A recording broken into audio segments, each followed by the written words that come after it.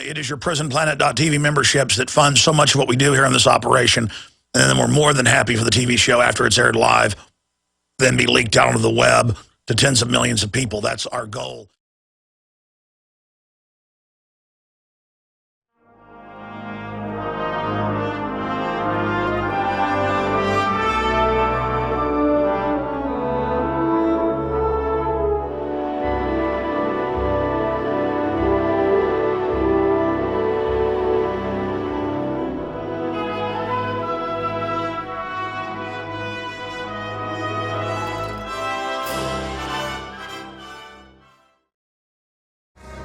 Ladies and gentlemen, thank you so much for joining us on this Thursday, 23rd day of August, 2012 transmission. We will be here for the next 3 hours, then I'll be back hosting the nightly news this evening, 7 o'clock Central, 8 o'clock Eastern, the website, InfoWarsNews.com or PrisonPlanet.tv. Both of them will get you there. Okay, wow. We have got a very important transmission, as always, lined up today, but even more so every day because this world government gets more and more out in the open. We've got a lot of signs that the globalists are planning to stage crises at the Republican and Democratic conventions. We're going to be breaking down all of that. Also, they're talking about canceling or moving the GOP convention if this hurricane that looks like it's steering right for the convention. I can see Bill Gates in there with the hurricane machine guiding it. You know, I mean, that sounds crazy, and it's probably a normal hurricane, but 1967, they had certified that the government could create, weaken, strengthen, and even steer hurricanes. So we are living in a Buck Rogers world. I've had Ben Livingston, the father of weather weapons, on the show to break all of that down, so we're going to be going over that. Here's one of the big ones. Texas official warns of Obama's civil war. It's in the Houston Chronicle. It's in the Associated Press. It's up at Infowars.com. It's Lubbock. It's the judge. And people get confused outside Texas or other states that have this. The county commissioner head is called a judge. And so it's basically the mayor of that county that Lubbock is in. Pretty populated area. Pretty focused and well-informed conservative libertarian types out in West Texas. In fact, if I was ever going to talk about a place that would really actually rebel against tyranny, it's people in Texas, and particularly places like West Texas. And he's sitting there with the police chief, or sitting there with the sheriff nodding his head when they're talking about waiting for the feds and their armored vehicles and stopping them. And the guy's pretty respected. I mean, he's not... This is the point we've gotten to where they're announcing on C-SPAN the UN and NATO run the military. They're announcing on CNBC that world government is here. They are announcing we're going under global receivership and global government has been established. And the Bill of Rights and Constitution is being completely trashed. And so people at the state level are going to wake up. I mean, the Texas legislature said last year, we're going to enforce existing law. If you touch somebody's genitals on the outside without a warrant or an emergency, that is a misdemeanor. Inside, it's a felony sexual assault. That's already on the books. And the feds said F-16s are on standby to run an armed blockade of your state. And I confirmed with military sources, Army mainly, that they had the tanks loading on the trains to come to Texas in surrounding states. Yeah, good luck with that. As if they're going to, I mean, if you have the government of a state stand up, it's over. Because the federal government has zero moral authority. Zero. The feds are supposed to keep the states in tune. The states are supposed to keep the feds in tune. That's separation of powers. And the feds are way, way, way, way out of line because they're not feds. They're globalists. They're collaborators with foreign banks that brag in hundreds of publications that we're slaves. And look, you can run denial on people long enough and have them just follow authority. But it's not going to fly in places like Texas and Tennessee and Vermont and New Hampshire and Arizona and other areas. It is not going to fly in places like Missouri and Kansas and Indiana and Illinois, I mean, all over. When open world government is being thrown in our face and we're being told that liberty is bad and small business owners are bad, I mean, I'm sorry. The New World Order is dead on arrival unless they start a civil war, and that's what this judge is talking about. If you are joining us for the first time and you're wondering what you've tuned into, let me introduce myself. I am Alex Jones of Texas, and I am a defender of liberty and common sense and due process, the family and private property, and the right to follow your own religious beliefs and to have freedom and dignity. And I have declared war for 17 years on pushers and purveyors of tyranny and control freak coward ideologies. And I have sworn on the altar of God to put all of my energy and will against the New World Order and to trod them under my booted feet. If God be with us, none can stand against us. The globalists spend their entire time trying to brainwash and program with all these anti-family, anti-liberty messages that you see everywhere. Television is a weapon to pacify you. Now, people think that, oh, Obama, he's bad, he's the reason all this is happening. Obama is the manifestation, at this current point, a signpost of the globalists themselves. And the fact that people are rebelling against Obama is a good thing. And the fact that almost everyone I talk to who hates Obama and everything he's doing understands that Mitt Romney's bought and paid for by the very same people. They just don't want Obama to get reelected, and it's the only good argument I've heard for actually getting involved in the election, is because if he gets 4 more years, he's not facing reelection, and he has pardon power and Katie bar the door. I've talked to a lot of high-powered people, even liberals and Democrats and big corporate people, and they're scared of Obama and the people that run him. Clearly, they want to start a civil war in this country between patriots and libertarians and conservatives. Whether you like it or not, the battle lines have been drawn.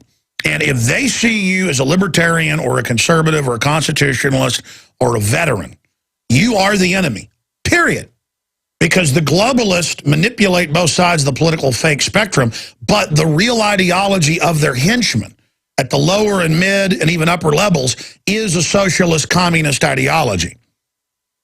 And they're a very, very, very dangerous force that has to be dealt with. And again, Romney is just the globalist in a lower gear. And that signifies the fact that they're trying to get him in now, that they realize Obama has become nothing but a liability. People are waking up under Obama. People are getting organized under Obama. They're getting out of their slumber. And the country is on the edge of a restoration. The Republic is awakening right now. And I've got some amazing news we're going to be covering. But if you just tune in for the first time, you have found it. This is the tip of the spear. This is the most widely listened to radio broadcast on AM, FM, XM, and shortwave and internet worldwide that actually covers the full spectrum of the eugenics, the world government, the master plan. We go way beyond Obama, way beyond the Prime Minister of England, way beyond the puppets, to the source documents of the globalists who have to communicate to their mid-level minions, so they basically admit their entire program.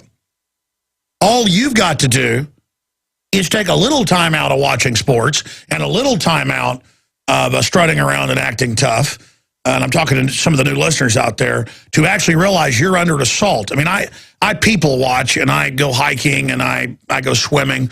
The lake's gotten too hot here to swim, and then we get into the news.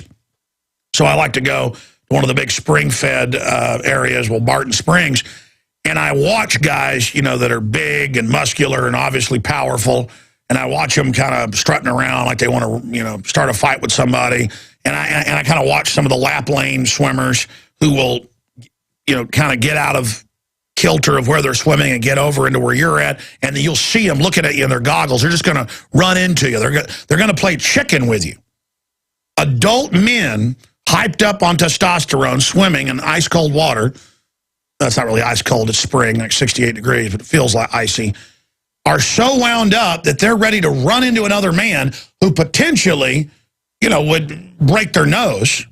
Because I'm sitting there thinking, well, the person runs into me, I'll just ignore it. If they get mad and attack me, what am I going to do? Well, I don't want to punch them in the throat and kill them. I'll just break their nose. Because, you know, I mean, I'm not Mr. Tough Guy, but people aggress towards me, I start thinking about how to assault them, what I'm going to do to them. And that's just a normal response of any mammal that's got their head screwed on straight. And my point for telling that story is I had to get way over on the side yesterday just to not have people running into me. And then I was watching them running into each other, and I was just watching men going up to the diving board, posturing to each other. And that's what this country has become, is that they love posturing to their neighbor. Cops love getting mad at you and yelling at you if you drive wrong or something when they pull you over. But they don't get mad when foreign banks openly steal $40-something trillion out of the U.S. Treasury, bankrupting us by design. They don't get mad when they come out in major studies and go, yeah, we put fluoride in the water to brain damage you. Because they're brain damaged, that's why. And again, you should get mad.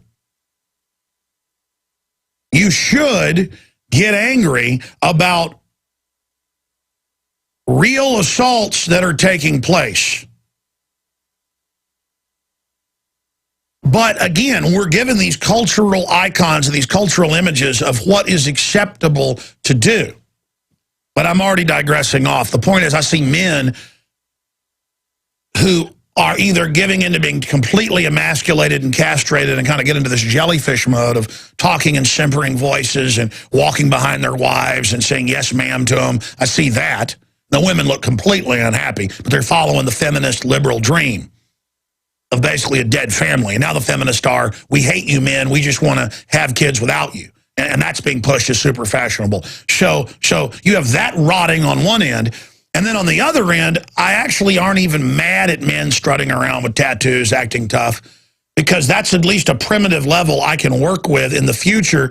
At least they've got enough humanity left that they still have some power, even though it's infantile and badly directed. At least there's something left there. At least they're not embracing weakness. I mean, I used to think, man, it's kind of silly, people in motorcycle jackets, bugging their eyes out, acting tough, driving around, rum, rum, rum, rum, rum, rum, rum, rum, rum, rum. But I understand, hey, they're trying to say we're not like the rest of these people. So I actually get it and like it and think it's good. Because I guess you've got to take on the outer form of something a lot of times before you start taking the inner form on. But I've got huge, giant breaking news here, and I'm basically engaging in a philosophy discussion, and I apologize. Let me run down what's coming up on this huge broadcast today. We have a special guest in studio, but I'll tell you about that coming up.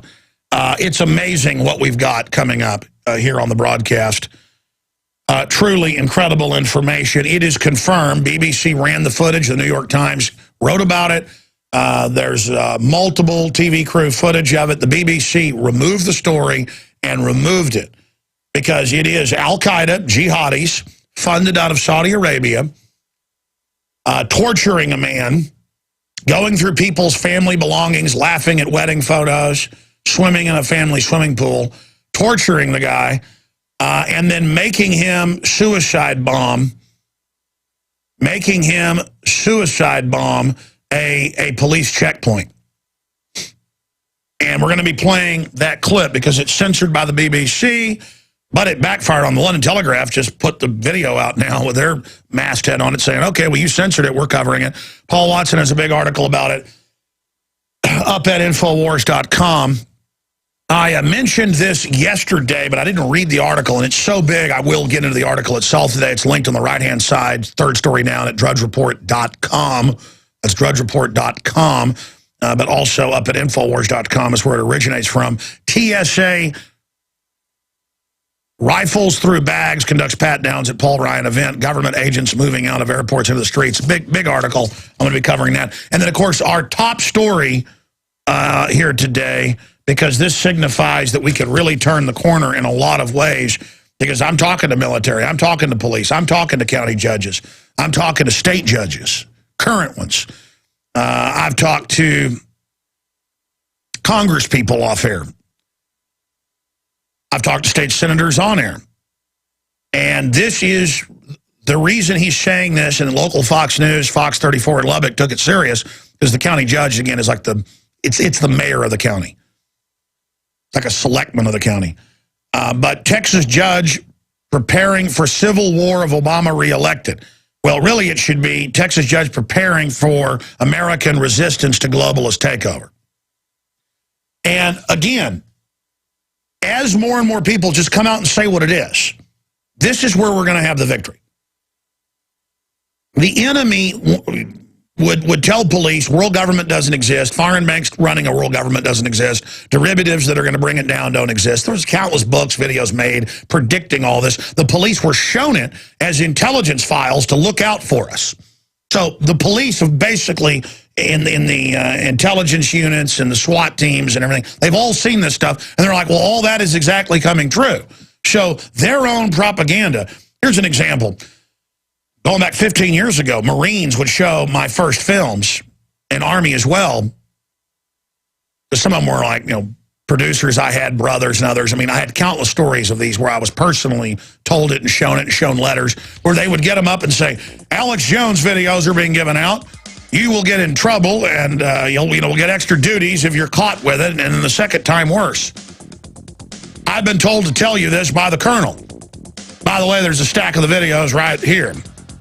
I expect you to throw them away. So the point is, they get cops all over the country and tell them I'm a liar, don't listen to me. All they do is tune in and find out we're telling the truth. The story out of the Houston Chronicle about Lubbock, Texas, and their county commissioner head, the judge, saying we've got a foreign globalist takeover happening in America. I need police that are prepared to defend against it. Oh, yeah, I'm going to play the clip here in a moment.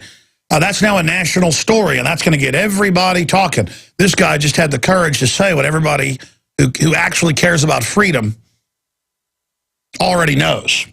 And I want to get this guy on the show, Chris. You won't be able to get him on soon. He's going to get swamped. I want to go after him today. Set him up for tomorrow, please. And if you can't do it during the radio time, we'll do it nightly news tomorrow, even tonight. I got Steve Pachinik on with breaking news and Dan Badandi in studio tonight, but let's see if we can get him on the nightly news tonight. That's a good idea. Texas official warns of Obama's civil war. A Lubbock County, Texas judge. Now, see, he's not a judge. They call it a judge. He's the head of the county court, which is really the city council for the county. Is asking for a tax increase to hire deputies, like a 1 cent thing, for the inevitable civil war he believes would follow President Obama's reelection. Well, let's actually play what he really had to say, because here's our article from June 1st by Adon Salazar for Infowars.com, one of our in-house great researchers. It's GX, The Guard Experience magazine, The Threat at Home. Who and what are the biggest dangers to Homeland Security? And it shows a veteran with bombs strapped to him. Really? And by the way, that's how this works. They tell somebody, we're going to kill your family. We've got your little kids. If you don't drive this suicide bomb in, we're going to kill your wife and kids. And you know what? Daddy goes and blows himself up. And of course, they go ahead and kill the wife and kids. Not going to let witnesses be around. They love it. That's why people get into the business of being globalist minions and Al-Qaeda, because they like to cut people's heads off. They like to torture. They like to murder. And we're going to play some of that footage and audio coming up where our government, criminal government, is Al-Qaeda has captured a family, taken over their house. They're making fun of their wedding pictures. All of these are the heroes. And then they torture the guy and say, you're now going to drive this truck in and blow up a police station. And there's another case where they want to blow up a police checkpoint. A truck full of explosives. Okay? And that's up at Infowars.com. This is on the BBC. They're like, this is good. This is heroic. Well, no, it's not. This is the type of evil. And now they're saying in Army documents we covered 3 weeks ago, became national news, Drudge Report linked to that. Washington Times covered it. Washington Post covered it. But they were like, oh, it's okay. The Washington Post was like, this is a good thing. Saying that they were training in North Carolina when the militia with the Tea Party links up with Al-Qaeda. Yeah. When the Lucky Charms leprechaun links up with the Easter Bunny and a Chinese jet pilot from Pluto and rainbow ponies dance around and pigs fly. And I mean, but they actually, I knew this was going on 6-7 years ago from my sources. That's why I said they're going to say that the Patriots are going to link up with Al-Qaeda. That's one thing to claim the militia is, which is ridiculous, but they think the public's ignorant about the militia. But to say that the Tea Party, half the Tea Party, because I know the Tea Party folks. I mean, I was there with Ron Paul helping found the original one. But half the Tea Party today is so Islamophobic, folks, they want to glass parking lot the entire Middle East. You know them. A lot of you are them. They say you work with them. It's so ridiculous. It's so ridiculous. And they have the big National Guard magazine about how, yeah, you're going to be fighting veterans who link up with Al-Qaeda in America. It's coming. It will happen. The #1 threat is veterans. Yeah, you. They're teaching you that you are the enemy. I mean, this is so over the top. That's how dumb they think everybody is. But let me tell you, when they start staging the events, or they, when they bust the Al-Qaeda operative who'll be some, 80 IQ moron with some other veteran who's brain damaged from IEDs, this is exactly who they'll look for. They'll just get them drunk or on drugs and have them say they're going to blow something up, and then it'll be on the news. Habib Hassan Durka was planning with, John Smith, the evil redneck, to kill the innocent, people at the military base. I mean, this is the type of garbage they're doing so they can simulate it and get everybody scared. We're going to play this county judge coming up on the other side. Stay with us. Monday through Friday from 11 a.m. to 2 p.m. Central. We are here live. Back. Weeknights, 7 o'clock Central at prisonplanet.tv with InfoWars Nightly News. And back Sundays, 4 to 6 p.m. live with the Sunday transmission. We couldn't do any of this without your support, without the good Lord above, and without the incredible crew that I want to recognize in our reporters, video editors, researchers, customer service, shipping department, the writers, researchers, everyone. Amazing job. Please pray for the entire InfoWars Command Center crew, because we are at the tip of the spear, and we go forward cheerfully into the face of the globalist, knowing that our God is more powerful than the God of this world, who is nothing but a fallen destroyer. It's easy to kill, steal, and destroy. It's hard to create and build. That's the God we worship. All right, ladies and gentlemen, again, we are broadcasting worldwide here. We've got McDonald's spying on your kids. That's mainstream news. A bunch of other articles. They're trying to break up the family. Also coming up, BBC censors video showing Syrian rebels forcing prisoner to become suicide bomber. Broadcaster attempts to hide clear evidence of war crimes. You got to go watch the video. They've pulled it off their channel, but it's up there. They're digging through this family stuff, making fun of photos of their kids and the wife, and talking about what scum they are, basically, because the wife at the wedding, didn't have her face covered. And it's just a bunch of Al-Qaeda scum that have invaded the country. And then they torture this guy. And it's so heroic, the BBC reports. Oh, it's so cool. Oh, the New York Times also reports on it. Oh, we need Al-Qaeda, the CFR said 3 weeks ago. That's a quote. We need them. Oh, they're such fighters. Oh, they're so handsome. Oh, they're almost as good as G.I. Joe. Oh, can we get the G.I. Joe clip first before I get to the county judge in Lubbock, the head of the county commissioners system, coming out and talking about martial law and the preparations for it? Well, there you go. Now, everything Cobra does is what the New World Order does, including secret underground bases, staging terror attacks, manipulating currencies, brainwashing people, and wanting to rule the world.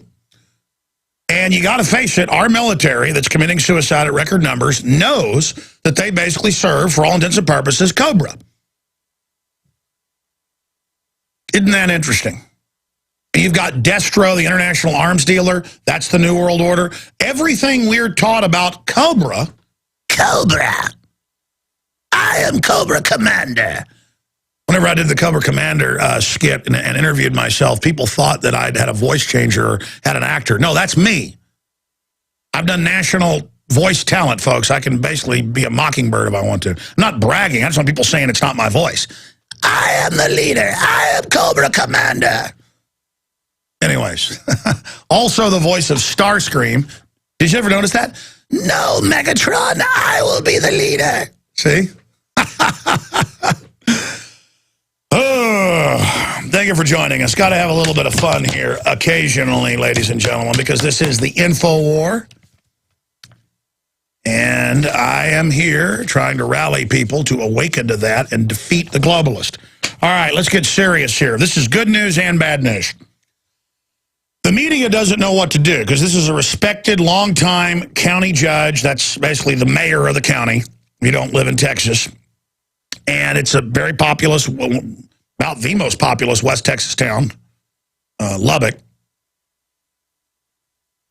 And to make a long story short, in fact, I'll just pull Lubbock up on a map for folks that are watching at Prison Planet TV. I'll pull Lubbock up for everybody if you want to know where it's at. And we'll back out here on the old Google map. So there's Lubbock. It's up close, to the middle of the Panhandle, south of Amarillo, here in what they call terrorist country, Texas. That's where evil people actually want freedom. The Alamo, stuff like that. Just basically bad people that believe in the Second Amendment and stuff like that. That's why they admit in Louisiana, which is full of a lot of good folks. I'm not getting a rivalry going here. They even came out on the news a few years ago. They wait on the border, and when you drive in, they pull you over and try to manipulate state laws, claiming you can't have a gun, even though you can, and take you to jail, and then impound your car, like you were visiting a crack house or something. Just want to put that little warning out to Texans that that's still going on. So driving to Louisiana at your own risk. A lot of people I know just drive around if they're going to Florida all the way through Arkansas. I got to warn people. It's kind of like Mexico down there with the police. But anyways, a side issue, digressing away from that, there's some towns in Texas they'll shake you down too. So let's be honest. If you're coming from Louisiana, there's some East Texas towns where they're going to rob you as well. So I guess it's just hillbilly kingdom. But I can't engage in Texas worship without talking about some of the bad stuff we do as well. But God bless Texas, and just God bless the fact that I am from Texas. That's one of the I am proud of my heritage. I have to admit it. In fact, I better shut up now. It is illustrious, but all right, I'm in a good mood. I apologize. I'm going to stop right there. Let's get serious here for a moment. Texas official warns of Obama civil war. And we're going to play a clip right now, and then I'm going to comment on the rest of the story, what this really signifies. Here is the county judge in Lubbock County, Texas. Here it is. Judge Head says he and the county must be prepared for many contingencies, one that he particularly fears if President Obama is reelected. He is going to try to hand over the sovereignty of the United States to the UN. Mm-hmm. Okay, what's going to happen when that happens? Mm-hmm. I'm thinking worst case scenario. Right, okay? I understand. Civil unrest, civil disobedience, civil war, maybe. And we're not talking just a few riots here and demonstrations. We're talking Lexington, Concord, take up arms and get rid of the guy. Mm-hmm. Okay, now what's going to happen if we do that? If the public decides to do that? Mm-hmm. He's going to send in UN troops. I don't want them in Lubbock County, okay? Mm-hmm. So I'm going to stand in front of their armored personnel carriers and say, you're not coming in here. Mm-hmm. And the sheriff, I've already asked him, I said, you going to back me? He said, yeah, I'll back you. Mm-hmm. Well, I don't want a bunch of rookies back there. True. I want trained, equipped, seasoned veteran officers to back me. Whether you agree with the judge or think his theories are unrealistic, the reality is a tax hike that will provide an additional $832,433, coupled with about a $2 million cut to make these numbers work. You can sound off at 2 public hearings tomorrow morning at 10 and Monday, August 27th. By the way, we're going to get him on the show, or at least try. Now, here's the issue. All this tax money that sent military weapons to the states and counties, fine, we'll just take it. See, it's all a war for the mind. If you've got the mind, it doesn't matter the landscape. And we don't brainwash and deceive and twist people to agree with us. We just lay the truth out unapologetically over and over again and say, hey, you watch what's going to happen. And you wait. The globalists try to drop the hammer because we've been out there warning everybody. Everyone now knows what they see coming down the road. We're prepared. We're not caught flat-footed. And it's happening all over the country. Why do you think we get the Homeland Security reports? Why do you think we get those? I mean, I've been getting them for over a decade, but we finally had enough media power the last 4 years to get them out nationally.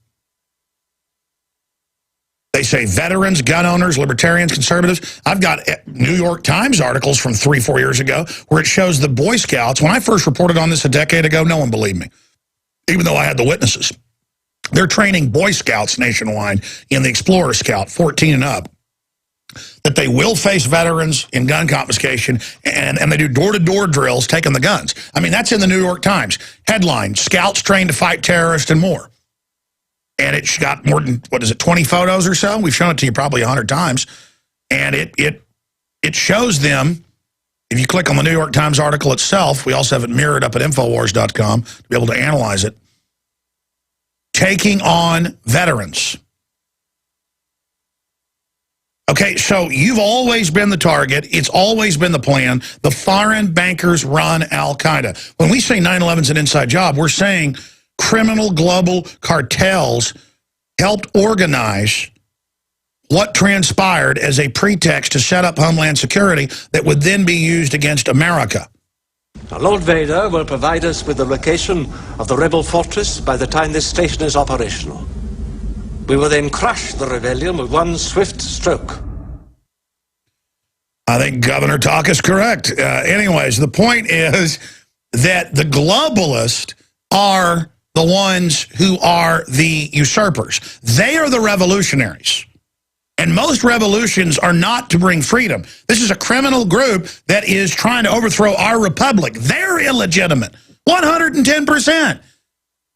And so they sat there and said none of this existed.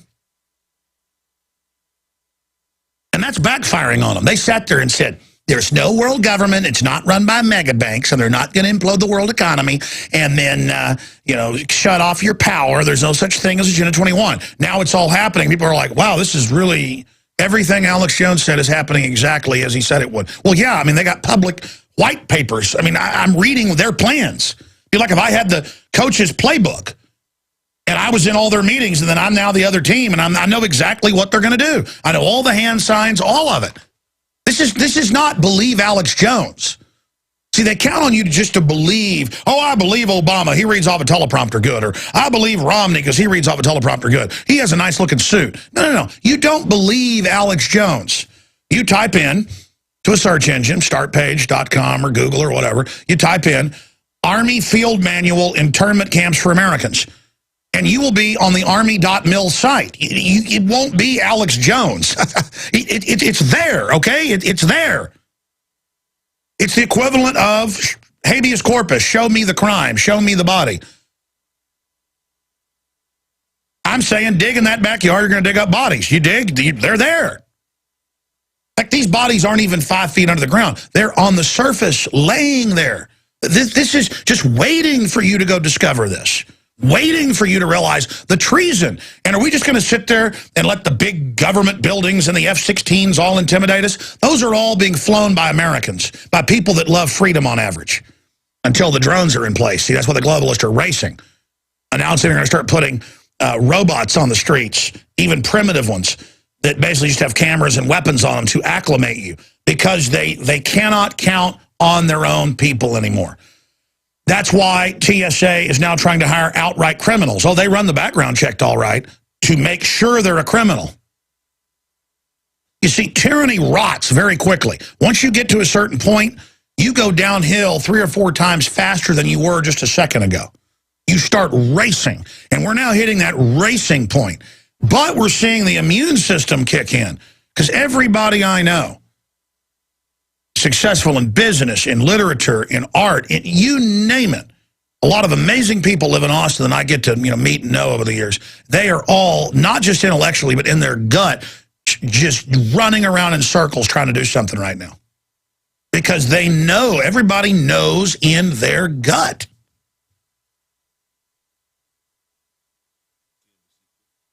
it's the strangest thing. Sometimes it only happens like once a year or something. The phone will ring. My wife calls all the time on the hotline, 2 or 3 times a day, but the hotline will ring. I'll have a bad feeling. And I'll know it's bad news when I pick the phone up, when one of the kids falls off the porch and, cuts their head open or whatever. Go ahead and give me the bad news. We've got that, folks, but you don't even need your sixth sense to know what's going on here. It's ridiculous. We're the plum of the globalist. We're that plum, that brass ring, that jewel, that ring of power. They fully get this country under their control.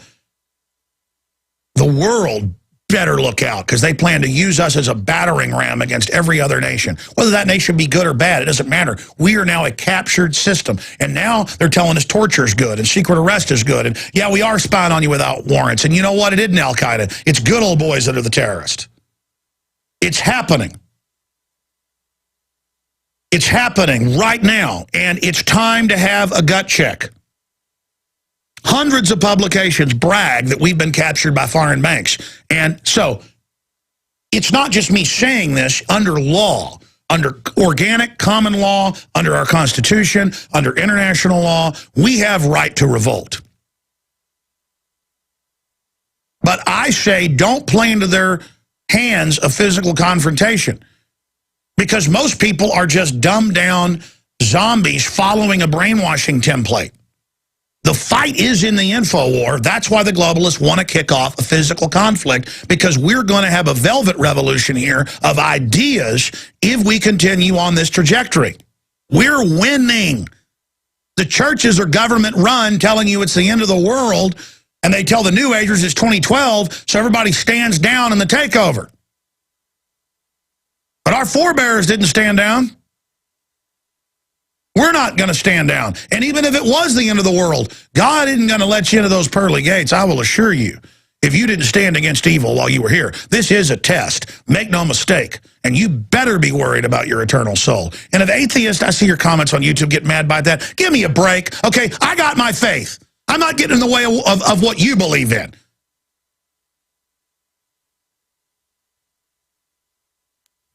Let me tell you, the New World Order believes in a God, and let me tell you, it's a nasty God. They don't want you to think anything's out there, so you don't realize there's a lot going on in this world that can't be explained. There's a lot of things in this world that aren't just in your little books. We'll be right back, ladies and gentlemen, straight ahead, and we'll get into Al-Qaeda taking over family homes, ransacking everything, and then driving daddy down the road. All right, we're going to get into the huge Al-Qaeda news at the bottom of the next hour, because we just set up Syrian Girl, who comes from a prominent exiled Syrian family who's actually anti-Assad, but also don't want Al-Qaeda killing everybody.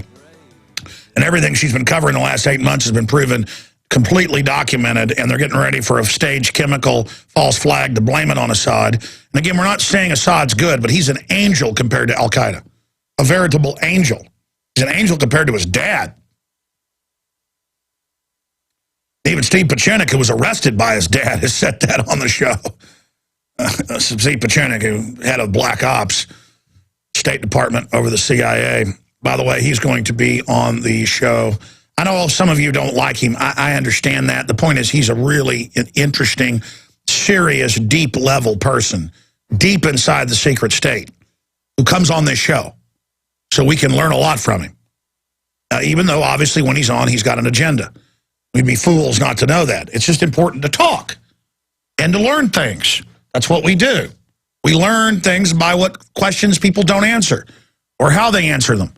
We immerse ourselves in the intelligence so that we may learn and develop a palate and a nose for what's real. And only immersion in InfoWar will give you that full spectrum awareness, which is only a tiny glimmer of the overall potential of humanity. But by full spectrum awareness, you're at least realizing that there's a compendium of information all around you. I want to get your take on this judge, specifically on this question when we come back, on more and more county commissioners, more and more people coming out and saying, hey, we're not going to put up with world government being announced and having our power plants shut off and having our taxes raised and being told we're under world government and having the Supreme Court justices, 4 of them, say that they're going to follow orders from the world court. I mean, that is an overthrow. That is a usurpation. It's happening. We're under a North American Union. We're deep into this, and people are waking up. This is exciting. Toll-free number to join us, 800-259-9231, 800-259-9231. Now, that said, 2 program notes. I almost don't even want to plug this again because we sold 20,000 copies of the new magazine at cost in 1 day. I ordered another 20,000 printed from the place, put that order in. They're coming today, and half those have sold.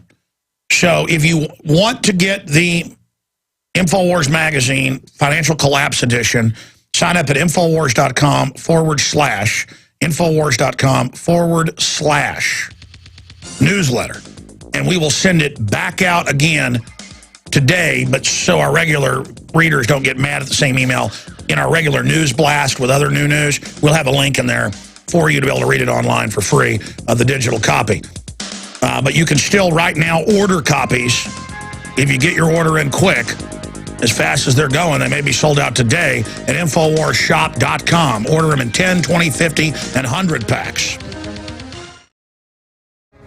There's another unbelievable TSA story. They're not just running around at highway checkpoints now or showing up at Paul Ryan events. TSA now, when they do these stupid chat downs, they take an 8-hour course to then identify you're a terrorist. Hey, the terrorists are who your bosses got on the plane, the underwear bomber. And now they get real mad if you won't answer their stupid questions. It's like, come on, man. Not enough you want to grab my children's body parts and my wife. But now I got to sit here and answer your stupid questions, and if you don't like it, I can't fly because you're God. So you can just immobilize me like I'm somebody in Nazi Germany and I can't travel. How about you just go straight to Hades? You know what I mean? I'm not playing your stupid games. What are you, a convicted pervert or something? I know that's who they hire to be the commander of your organization. We hate you. We know who you are, and we're exposing you. Maggots. Now, used to, I'd say, not all the TSA are bad, blah, blah, blah. A lot of them just want jobs. And they always have the special supervisor that's the perv that likes to grab your wife. But we need to recognize this for what it is and get angry about it. If you just joined us, our top story is a county judge. That means the head of the county commission in Lubbock has said they got to get ready for martial law and UN invasion. But it won't be that exactly, and I'll explain that after the break. But let's start going to some of your phone calls. And we'll get into Al-Qaeda ransacking homes, doing horrible things, torturing people, and then making them suicide bomb. Or they kill their family. In the propaganda piece, but I researched it more, they don't even tell you that. They say, oh, they told him, you go free, just drive this truck. Well, the guy obviously knew and got out, so it didn't blow up the police. But they don't tell you that in these cases, but it came out later in a side issue that they threatened to kill their family that still lives in the village where Al-Qaeda has occupied. And they tell Daddy after torturing him, you're going to go do this or you're dead. And who knows what the loving Al-Qaeda will do to the families in the village now. I'm sure it'll be something. Maybe Al-Qaeda should be given a peace prize. In fact, I'm going to nominate Al-Qaeda for a peace prize. I mean, they gave one to Obama, and Al-Qaeda, we're told, is valiant and loving and good and hiding in our underwear. So the TSA, well, has to, do what they do best. Sharon in West Virginia, you're on the air. Go ahead. Yeah, Alex, thanks for taking my call, and thanks for getting the news out to us. It really sounds to me like they're ramping up their plan to clamp down on us. And I believe that we are living in a police state. But right now, we need more than ever to embrace our police and our military and wake them up. No, it's an emergency situation, because if we don't, there's going to probably be a civil war, and they'll be committed against us, and then we're going to have no choice but to defend ourselves. So it's either wake them up or things won't look good. Go ahead. Yeah, we've got to talk to our troops, or any friends in the police department we have, any family members that are in the military, we need to talk to them. You can't jam it down their throat like a starving dog will take a bone from your hand, but if you try to jam it down his throat, he's going to spit it back out at you. In my experience, it's best to just hammer people with info, and because if they don't already know something's wrong, they just need that confirmation and support. We need to get the buzz going, and the buzz is going against this tyranny, but we need it to explode and race across the country in peaceful resistance to the foreign occupational takeover. Then we can start arresting the globalist. Once we ever get to that point, they push too far. We could look. The Fast and Furious thing could lead right through all their ranks, right through the ranks of all the criminals. We could arrest thousands of them just off that. Go ahead. Did Iceland get bounty hunters to go after the banksters? Yes. Is that true? Yeah, 400,000 Vikings. How can we do that? Wouldn't that be a great place to start? Well, we have to wake up. Yeah, we have to be smart enough. See, the Icelanders hadn't been drinking fluoride. They put fluoride in there to brain damage us. I mean, Harvard admits it. I mean, they assault us. These people are beyond criminal. And you notice they poison everybody. Cops, military, bureaucrats, FBI agents. They're all killing you, too. You just got to have the courage to admit it. Coming to you live from deep in the heart of Texas, Austin. I am Alex Jones, your host. Thank you so much again for joining us for another hour of worldwide transmission against tyranny and defense of liberty. We are going to be going to your phone calls here in a moment. Obviously, you're throwing out the topic there. We played the clip earlier. We'll play it again later in the hour. A county judge, the head of the county commissioner's court, it's like the county city council, I know some states don't have that system, said they're getting ready for world government, the takeover of America if Obama is reelected. He thinks that there's going to be a revolution. Now, again, obviously, Romney's a globalist as well, but the fact that more and more people are talking like this is a pretty big county, big city out there, one of the biggest in West Texas, and it just shows this is the type of info I'm getting from police, military, on and off the air, and just amazing sources at the State House. I've talked to state senators off the record that say, look, we know what's going on. We hate the New World Order. And they know John Warner Defense Authorization Act is designed to use FEMA and the regular big army against the states if the states say no to tyranny. The federal government has been seized by foreign banking cartel. I mean, it's that simple. In fact, I've played this probably 50 times. Now, the question is, do we all work for central bankers? That's what I want to address to our guest tonight.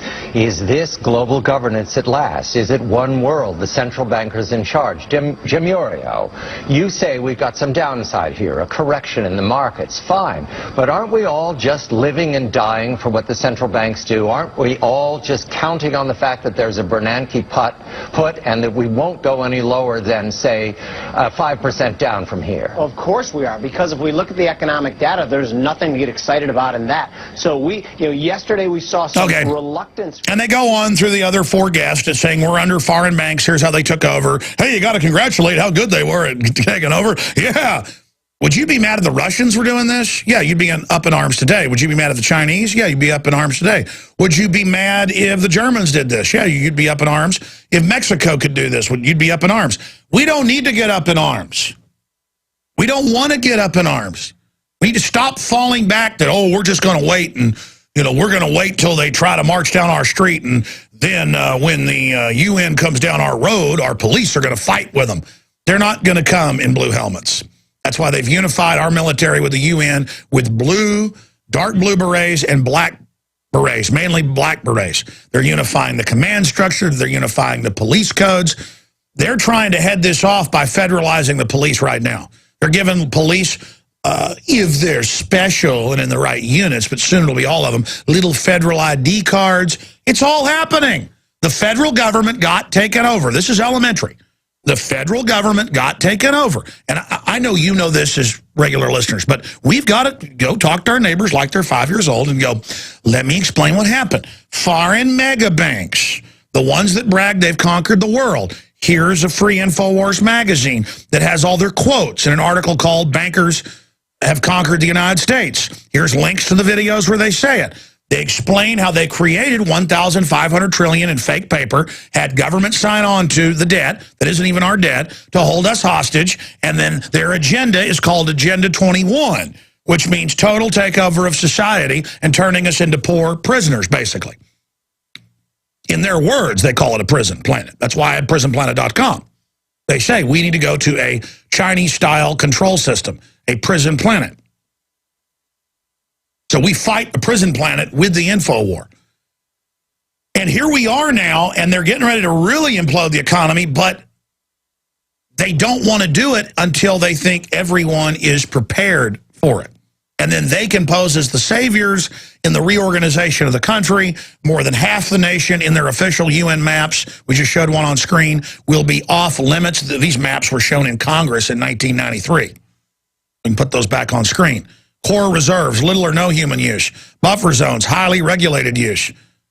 And by the way, that map in 92, the area right outside Austin where they have it in red is the area they stole from ranchers and people and took away from them, but then built on it themselves later. I mean, this is they're doing this, okay? They're following a plan, a recipe. It'd be like if my wife said, "Hey, will you stop by Whole Foods on the way home? I need this, and that. You know, need some type of fish. Need you to get some ginger. Need you to get some of this sauce. Oh, you're making my favorite fish. Yes. I need you to get some broccoli. Need you to get some cauliflower, whatever the case is, some artichoke hearts." And then I come home and she's got a recipe and she sits there and cooks it. So, you know, we're watching the New World Order takeover. They even tell us what the recipe is.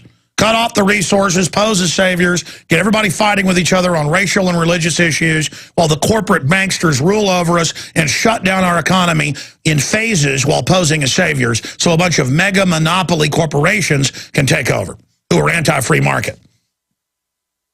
Now, I know I say that almost every day here on the show, and I'm going to continue to say that. I'm going to continue to warn you because that's it. That's the game plan. And if we don't get that out to people, it's over. It's over. This isn't just a takeover financially. They want to physically, once and for all, have a war with the American people using police and military, who they hate with a passion, while they sit offshore. We all kill each other and just wear each other out. The economy breaks down further. They blame the economy imploding on the Civil War / race war, while the globalists sit there with their controlled media that's government financed with your tax money, telling you how great they are and how they're trying to stop all the problems. It'd be like a fire department that set fire to your house and then came over to your house and said, "Oh, look, we put it out for you. That's why you pay us." That's why fire departments actually started in Rome. You can look it up. Julius Caesar's family became prominent and wealthy and kind of put him into where he was early on because they had run one of the main fire departments. And it was private. And you had to pay it protection money or they burned down your neighborhood. People think the Italian mafia invented that 100 years ago in New York, where they'd say, "You pay us protection or somebody's going to burn down your grocery store." That came from Italy. And they didn't get it from the black nobility 1,000 years ago on the west coast of Italy. No, they got it. That's like 2,200 years old. Okay. 2,200 years old. I mean, that's what government turns into when it's criminal. Let us take your rights or Al-Qaeda's going to kill you. Well, hey, you run Al-Qaeda. Here's all the proof. Shut up, conspiracy theorists. But wait, it's on the news that you run Al-Qaeda. And look at this National Guard magazine cover, The Threat at Home. And it says veterans. It's teaching the military to fight themselves. Now, when you're 25 years old and in the Army or in the National Guard, 30 years old, 5 years from now sounds like a long time. But 5 years goes by in about 10 seconds. And now, oh, you're the bad guy. While they have this overlaid propaganda about, oh, let's have rock concerts for the wounded veterans. Oh, let's raise some money and give them a college tuition. Oh, we love the veterans. We love them. They're the #1 threat. Prepare to arrest them and take their Second Amendment and lock them up in psych wards. They do anything wrong. Speaking of that, then we'll go to your calls. First Amendment violated as Facebook assists police in pre-crime investigations. Now, I'm going to be honest with you about this. We began reporting on this Sunday when it first happened, and you notice Infowars.com is surveilled by Homeland Security. That's come out in FOIA documents and been national news. As if we needed to know Big Sis was watching us. But continuing here, it's okay, honey, we're watching you. That's good. We're glad you're watching. Have all your people tune in. Have them all listen. I think the truth's going to sell better than living under your weird, perverted tyranny. All right, continuing here. First Amendment violated as Facebook assists police in pre-crime investigations. That's a Suzanne Pozell article. Her articles are really doing well, getting picked up by a lot of publications now that we're publishing her at Infowars.com, and she goes over a lot of the evidence of it. But this is in NBC News. It's also in the Associated Press. The Marine, Brandon Robb, the Rutherford Institute, we've had on before, very respected First Amendment Constitution defending group. John Whitehead said he's talked to him. He is incredibly cogent, very lucid. He doesn't have any mental problems. He's never seen a psychiatrist on this particular incident. He's never been on any kind of medication or drugs. He's a decorated Marine. Yeah, combat Marine. That's why they've got his file. They're scared of him. A bunch of combat he's seen. Now, the point is that on his giant Facebook, now it's turning out somebody else responding to him posted part of a song about sharpening the axe, some song lyrics. And the FBI came with the police in front of his family who videotaped it, and thank God he didn't resist, so they'd have killed him, and just took him off to a mental institution and committed him. The government did. And now the Rutherford Institute is suing and trying to get him out. They're having a hearing right now. And so he first did all this on August 13th. Well, they came and grabbed him a few days later. And I'll be honest, we reported on it, but I thought, well, maybe they know, because, I'm still giving the benefit of the doubt just a little bit. Not that I know it won't be evil and bad in the final equation, but I still just can't have that be a default. So I said, yeah, looks bad. We wrote articles about it.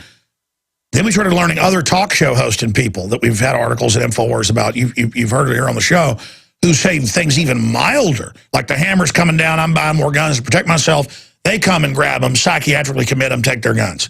So this looks like how they're going to try to come at us. Well, it doesn't look like it. This is what's happening. Is via saying we're mentally ill if we say there's a tyranny.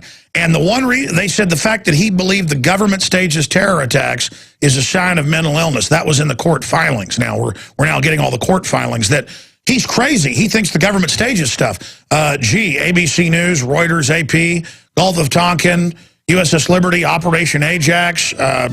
London Guardian this week had an article about the U.S. government and false flags. Are we going to arrest all them? Hey, listen, you're not going to be able to throw us all in your little Soviet loony bins with your nutcase little tyrant psychologists and people that have never even lived in the real world, okay? And everybody's up in arms about this. People are out there protesting outside the psych ward. And the veterans that realize what's happening. So keep pushing it, globalists. Keep pushing it. Brandon Robb of Virginia in closing, and then I'm going to go to your calls. I was telling them, try to get him on the show as soon as they get him out of the government brainwashing thought crime camp. That's what it is. I'm not just using those terms. That's what it is. As soon as the Ministry of Love police release him out of the Ministry of Truth, because war is peace and slavery is a good thing, according to them, I want to get him on. It turned out McBreen is already in contact with the lady that the family gave the video to. They're scared of the feds, but they're listeners. They're all listeners. Of course, he's a listener. And I just knew it. And so we're going to try to get them on the show as soon as they get him out of the lunatic asylum. Totally cogent, totally focused. It's some lyrics from a song about sharpening an axe. The globalists are sharpening their axe for America. Foreign banks. The courts are ruling foreign banks can take your bank account and just keep your money now. They're criminals. They're criminals. And just like in other countries, the police and military need to recognize this. Let's go to John in Texas, then we'll go to everybody else that's holding. Go ahead, John. You're on the air. Hey there, Mr. Jones. Hey. I'm a veteran from OIF 3. I was a combat medic with 5-7 Cavalry and 3rd Infantry Division. I've been meaning to call for a while, but I work the night shift, so it's a little hard to do. But and this is a little off the topic, but I wanted to let you know how the military treats their soldiers or former soldiers. I've been working for the past almost 7 years to better myself and get back into the medical field, and they really make it hard on you. But all that aside, there were some things that happened overseas. I was labeled with severe PTSD. by 3 VA psychiatrists. Therefore, I probably won't be able to own a firearm. Well, all you do is go buy one at a gun show. You don't own firearms? Well, I'd like to say that my wife owns some firearms. Oh, we'll yeah. put it that way. But, you know, all that aside, you know, we did some things that were pretty heinous, and I'd like to get more in depth with you if possible. Well, just briefly, go ahead and just tell us what you did that was heinous. Okay, well, I'll tell you what.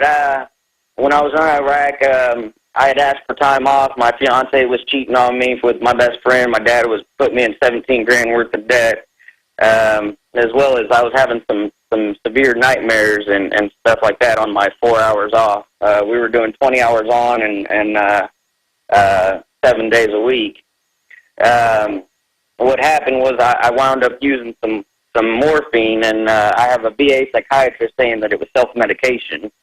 However, I was court-martialed with a general court-martial. I was facing 67 years to life. I wound up pleading guilty. I didn't deny the fact that I did it at all. Yeah, but you're saying that's heinous? It's heinous to have people for years on end, you know, 20 hours on and stuff. That's why the troops, I mean, it's like trying to blow an engine on a car. They're just absolutely abusing the daylights out of the military while talking about how they love you all day. So that's what's heinous? That doesn't sound... Oh, yeah. Well, and I had asked for time off several times, and that's documented. Okay, but I mean, what's heinous, sir? Well, like I said, I used some morphine, and they court-martialed me. I wound up serving a year in military penitentiary. Well, listen, John, I appreciate your call, and I'm sorry to hear that happen to you. That's why there's record numbers of suicides with the military right now, because not only do they do this type of stuff to people, but after you burn out, they put you on a bunch of drugs, which say on the insert they cause you to commit suicide. And then you wonder why they're committing suicide. They're basically giving the troops suicide pills, and then as they commit suicide, they're decommissioning them, they're killing them. Or as they go home and kill their wives and children, they then use that to take all the veterans' guns and rights. It's unbelievable. Again, it's a problem reaction solution program. And so that's why there's 7 to 8-fold the record numbers of troops committing suicide. And they're now giving them all sorts of hardcore psychotropic nasal sprays that wipe their brains. It's just open mind control. Just like they openly grow the opium in Afghanistan. And when we exposed it, they just went on TV and said, yeah, we grow the opium. Big deal. We catch you using it, you go to jail. We're going to ship it into your country, though. And Pat Tillman, keep your mouth shut. He died fighting Al-Qaeda. Oh, they got caught killing him still? I'd rather believe he died fighting Al-Qaeda. Because I care about the military. Yep. See, I mean, it's delusion. It's delusion. I am your host, Alex Jones. We are blasting out on XM, channel 166. Audio streams and the free podcast at prisonplanet.com, Infowars.com, and streaming video live at prisonplanet.tv.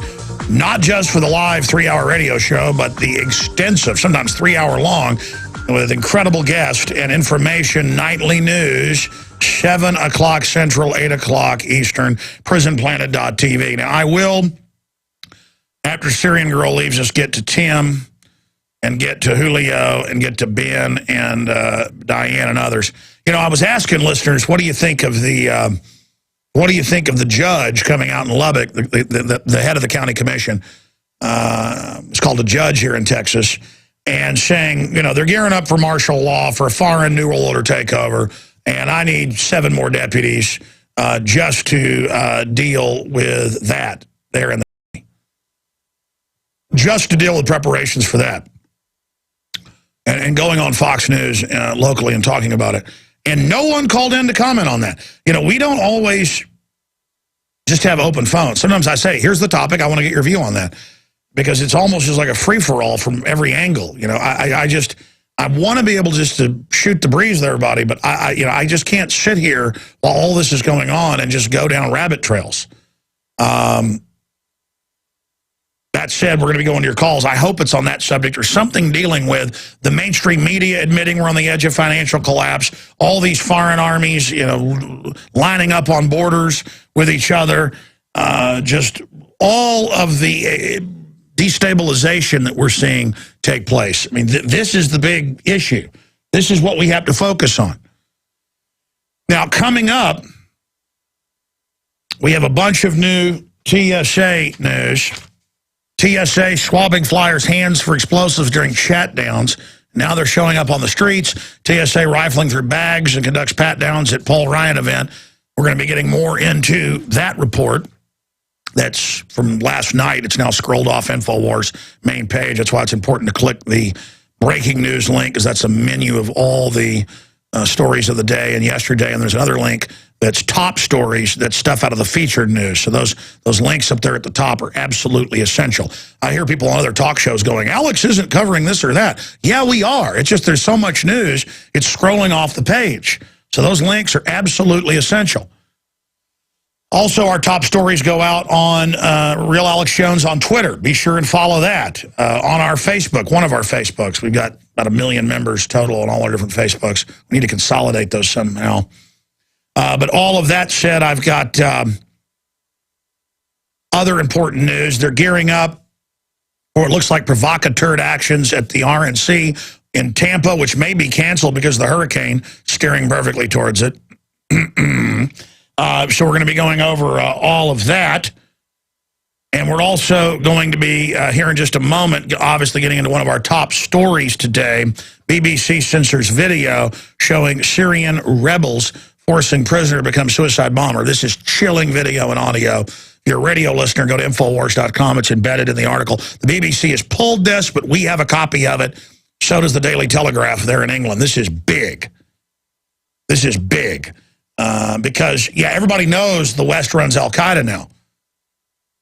We were talking about that a year and a half ago with the start of the Libya thing. People didn't believe it. But now it's out in the open. But to actually see it, and to see them making people suicide bomb, where they basically kill their families, that's really waking people up about totally how immoral.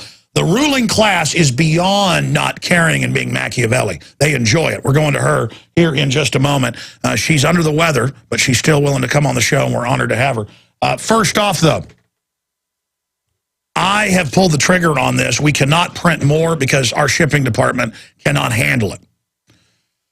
I was going to print 50,000. Then I decided to print 70,000 of the new InfoWars magazine, the first inaugural edition. And we put 50,000 for free on the streets of Austin, advertising paid for that.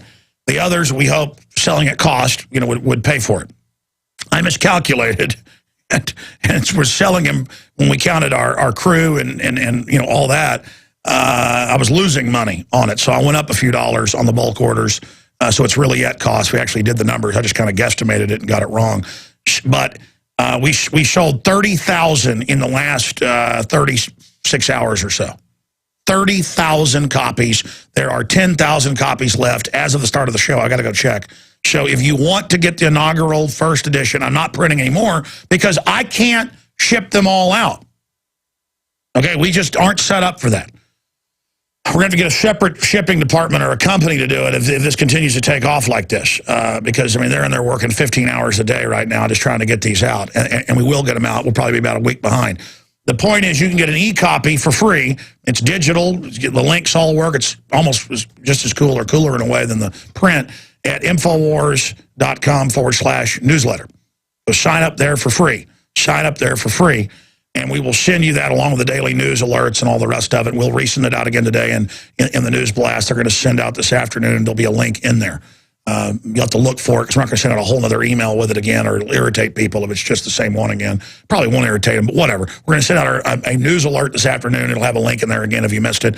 And you can also pay it forward, send this email on to others so they can see it as well. But 90,000 copies, 80,000 of them out there sold or on the street. Less than 10,000 left right now, InfoWarsShop.com. You can buy them in groups of 100, buy them in groups of 20, 50, 10. And the version you're going to get doesn't have the typo on the front, say Bankers plot to de-story U.S. economy. This was an early print, one run we did, that a typo on it. You'll be getting the one that doesn't have the collector's typo. I'm joking. So that's it. And we'll have to gauge it next month and hopefully be ready to supply you. We're, the requests to franchise are flooding in right now. The people are asking for the racks, the handsome InfoWars racks. So we're going to start selling those tomorrow for businesses that are buying them in bulk and are going to sell them and have them in their business. It's on. And so there you go, mainstream media. You could have had popular print. Your print's dying because of your content. Just like your websites are dying. No one likes you. No one believes you. But the dumbest of the dumb. Your time is coming to a close. Go ahead and try to start martial law. I'm not looking forward to it, but it's going to be the end of you. We're going to get you criminals off our stinking backs. Okay. Now, Syrian Girl joins us. We'll talk for this segment, come back and play the video and the audio of Al-Qaeda ransacking a home. They've taken over a neighborhood. They're making fun of wedding pictures, putting down the fact that the women don't have their faces covered in wedding pictures, and swimming in their swimming pool. And then they torture somebody from the village and tell him that he can have the truck if he just drives it down the street, and it's full of bombs. And they're also getting people and saying, we'll kill your families if you don't go bomb. And that's where most of the suicide bombers are. Suicide bombers are usually dead guys in a truck that's being remote controlled. That's cheap technology you can buy for about $800. That's been confirmed. Or it's somebody where they've got their 3-year-old back there, tied up in piano wire, and they're going to, they hack up the 7-year-old and go, your 3-year-old's dead if you don't go bomb. Okay, that's what the CIA is. Because it's not our government. It's foreign banker run. Raping children in Abu Ghraib in front of their parents, Army report. When you sign on, no wonder the troops are committing suicide. The propaganda isn't real, and they're treated like dirt on top of it. We've got totally wicked globalists running things. I'm going to quit ranting. Joining us, Syrian Girl is herself Sunni. She's not Shiite. It's Sunnis out of different countries like Saudi Arabia in there trying to kill the Shiites. And so she's such a credible witness because her family are exiles from there. They didn't like Assad. But she's saying this is wrong and evil and has been speaking out for 8 months eloquently and exposing from family she still got there everything that's happening. She's been proven right. And so she joins us to give us a report and a breakdown. I know she's seen this video because this is just par for the course of the unbelievable evil where they say we're going to kill your wife and children if you don't do a suicide bombing. And this is the heroes. This is who we're supposed to worship. Syrian Girl, what is it like to see this video and to see the CFR 2 weeks ago come out and say, quote, we need Al-Qaeda, and talk about how great they are?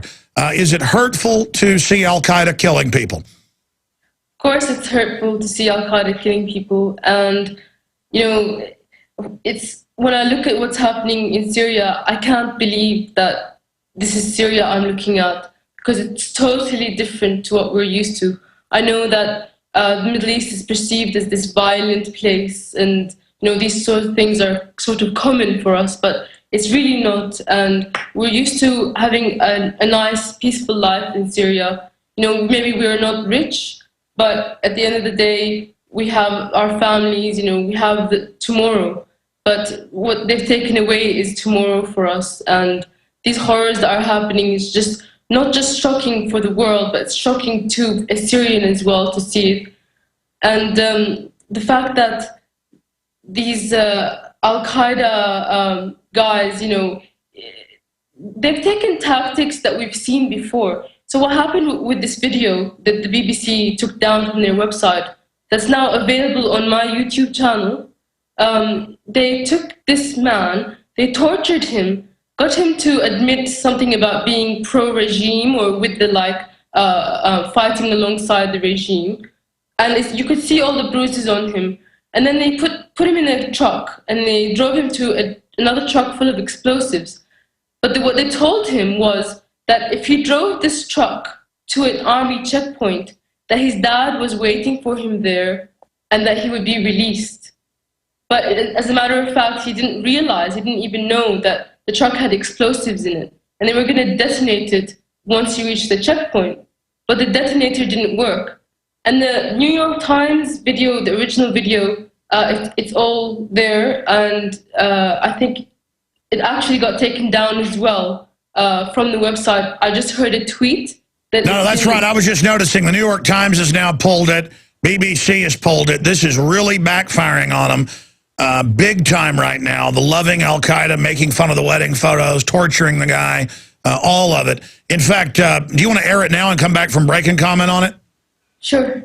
Let's go ahead and play this, and since it's for radio, the video is going to stream, but we're going to narrate some of this where there's not audio. Here it is. A bomb being prepared on the back of a truck.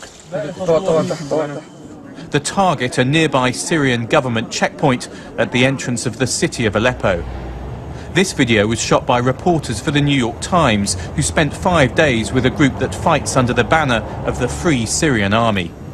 The group call themselves the Lions of Tawhid and say they'll accept nothing less than the end of the regime of President Bashar al-Assad. This 52-man unit is led by a former accountant and is becoming increasingly organised as the bloody battle for the city of Aleppo continues. We're all going to be martyrs eventually, but not for nothing. They've taken over the abandoned flat of a police captain loyal to the regime, who's left his personal possessions behind.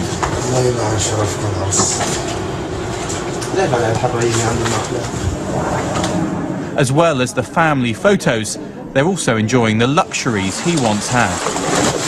Little class envy. At their base, the group have a prisoner. They say he's a member of the Shabiha militia. Let's hit pause. Loyal to the government. By the way, I mean, this guy, obviously, they knew what they were doing. They picked the biggest. This guy looks like he's mentally retarded. I mean, that's who they do for these suicide bombs. This guy looks like he might have an 80 IQ. I mean, you can tell when somebody, the way they talk and look. He's dumber than a box of rocks. I mean, obviously, you'd know they're putting you on a truck with a bunch of stuff on the back. It's going to explode. But by the grace of God, God protects the little children. That includes mentally retarded people. But let's continue with the video and then get Syrian Girl's take on it. Here it is. Which is loyal to the government, and that he's confessed to carrying out killings. He bears the bruises of a beating, it's said, from those who'd held him before tonight. The rebels appear to be treating him well, offering him cigarettes and a shower, and he's told that he'll be released as part of a prisoner exchange.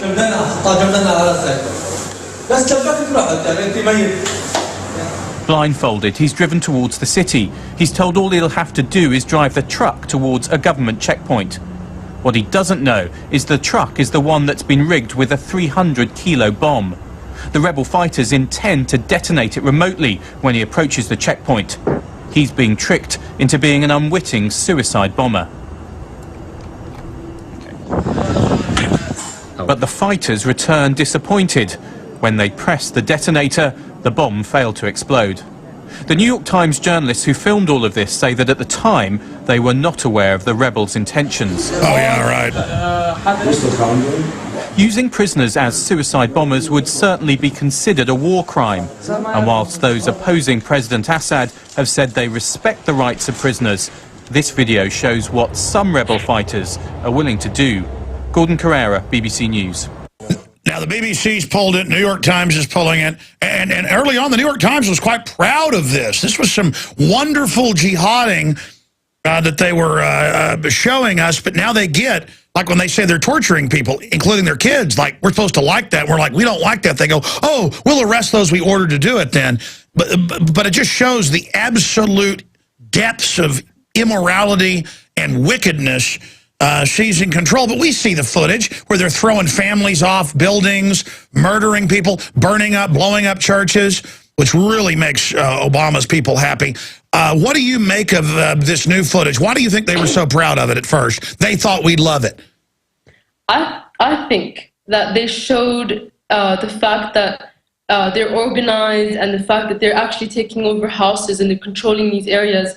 Maybe they thought that they could get away with it being a show of force, as if the insurgency is winning. That could be how they intended the message to come across.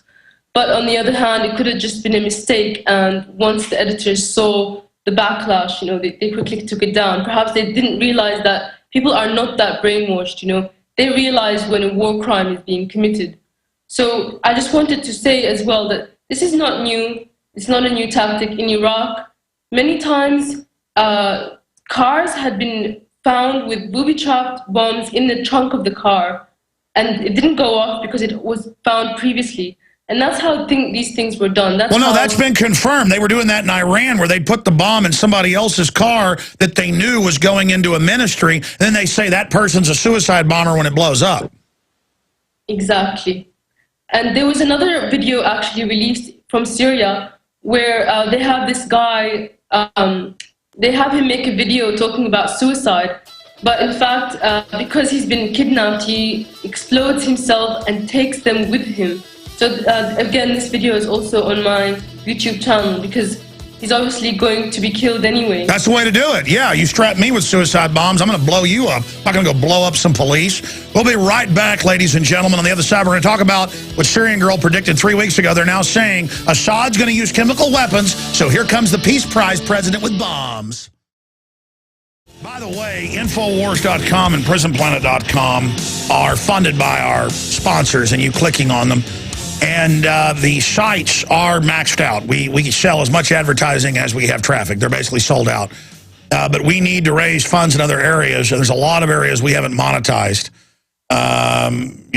different areas, and we're looking for partners that want to that we can review your products to see if they're top flight for us to promote, to have a relationship with us. We're looking for firearms distributors, manufacturers, ammo, sales, Army, Navy, and survival. Okay, that's what we're looking for with partnerships to review your products to see if I would like to endorse them and promote them in some new advertising venues that we have. There's a bunch of them that are completely untapped audiences that are hungry for the truth and your quality products. And I have a new salesman. He's one of the guys you've seen on Brothers in Arms, Gunsmith, Matt Williams. It's Williams@Infowars.com. Send your products to him because if I'm going to accept firearms and other manufacturing as a survivalist as well, we have to review the products. That's why I have him in here to review them. We don't just take any sponsor. I turn them down constantly. So he's here to review it. We would like to work with you if you have high-quality products. Williams@Infowars.com. Williams@Infowars.com. Okay, there's also the regular advertised link also on Infowars.com. But Williams is the guy handling all the tactical stuff. Okay, let's go ahead and go back to Syrian Girl for this segment and the next little short one. Continuing here, getting into the nerve gas. They're saying that Assad's going to use nerve gas, so now NATO's got to bomb the country to help al-Qaeda take over. And meanwhile, al-Qaeda has thousands of missiles they got out of Libya, and that's admitted. I mean, this is just wild. What is Syria facing on that front? Are the humanitarian love bombs coming? Well, the dangerous thing that's occurring in Syria right now is that they're arming the insurgents with anti-air weapons. And, you know, there's already been reports that they were armed with chemical weapons. So if they have this level of sophistication in weapons, it's going to be very dangerous for Syria. And if they use the chemical weapons and the government is blamed for it, that's going to be taken to the UN. And when that's taken to the UN, it could result in either a full sanctions on Syria, in which Syria is starved for 10 years, as Iraq was. You know, weakened and starved, not given, no arms trade, no trade of any kind, no medicine trade, no clean water. And that's how you destroy a nation that's too strong to destroy front on. So that's what might eventually happen in Syria. I'm not sure if we would see a direct confrontation as an outcome in the next few years, but it's always a possibility. And, you know, that might actually be coming from Syria's side, because when you corner a cat, eventually it's going to lash out at you. And that might be what we eventually see. And if that happens, it's going to be a regional war. Well, I agree with you, and it's just so sad to see all of this unfolding. When we come back, I mean, is there a time frame from your sources in Syria? When are they expecting the drones and the attack craft of the empire, the New World Order, the bankers, to start attacking to give air cover to the al-Qaeda forces, burning down churches and murdering people? We'll be right back. Ladies and gentlemen, we are back. Thank you so much for joining us. 5 more minutes with Syrian Girl. Again, they're from the higher level political class that basically run out by Assad. So she's outside Syria but still has some family there. She's not even pro-Assad, but she's against the country being bombed and al-Qaeda being sent in to rape, rob, pillage, and kill everybody. And you see them trying to make somebody suicide bomb. And now the media trying to cover this up. I mean, this is so immoral. And it just shows how the people running our society serve no one but themselves and want to destabilize the Middle East and get a civil war going. You heard my question as we went to break, Syrian Girl. So what is the word? I mean, they're talking more and more about that humanitarian carpet bombing of the country. Well, you know, now that the UN monitors are out of the country, the diplomatic pathways are slimmer, so there's not a lot of, you know, at the beginning, the UN monitors were used to rearm the insurgency and to sort of stop the military, the Syrian military, from fighting them. Whereas because the Syrian military disregarded that because the other side kept fighting them, so there was no ceasefire. Yeah, no, I mean, that's on record. They would do a ceasefire, roll in UN so the West could bring in more weapons. Yeah, but because you know, it was all out in the open, eventually the UN monitors being in Syria became sort of a way to keep the diplomatic pathway going. So, but now that they're out of the country, you know, the next thing is what? It's got to be something else, maybe war. And you asked me if I have any news on when it might start or a time frame. You know, every so often I hear, you know, be prepared. War is going to start in 3 months' time, and I've heard it again, you know, last week. But you get used to hearing it, and honestly, nobody knows really. Syria is surviving. You know, Syria is defeating these foreign-funded insurgents, Al-Qaeda, coming from Libya and Jordan. They're defeating them every step of the way. So while they're still being funded, you know, from outside, they're throwing as much money and propaganda as they possibly can. They're just not succeeding. So this could be going on for a very long time. But clearly, even corporatist media is having to admit that this is very immoral and that it's a fraud more and more. I mean, do they really run the risk as this goes longer and longer and longer of just absolutely discrediting themselves, even with the dumbest sheeple? That's exactly right. I think the fact that it's damaging them, it's kind of, when they attack Syria, it's coming back and slapping them in the face, because nobody's watching CNN anymore. All of their views plummeted, and it's spreading to Al Jazeera. Nobody believes Al Jazeera in the Middle East anymore. Well, you know, except for the very, very brainwashed or the very, very extremist.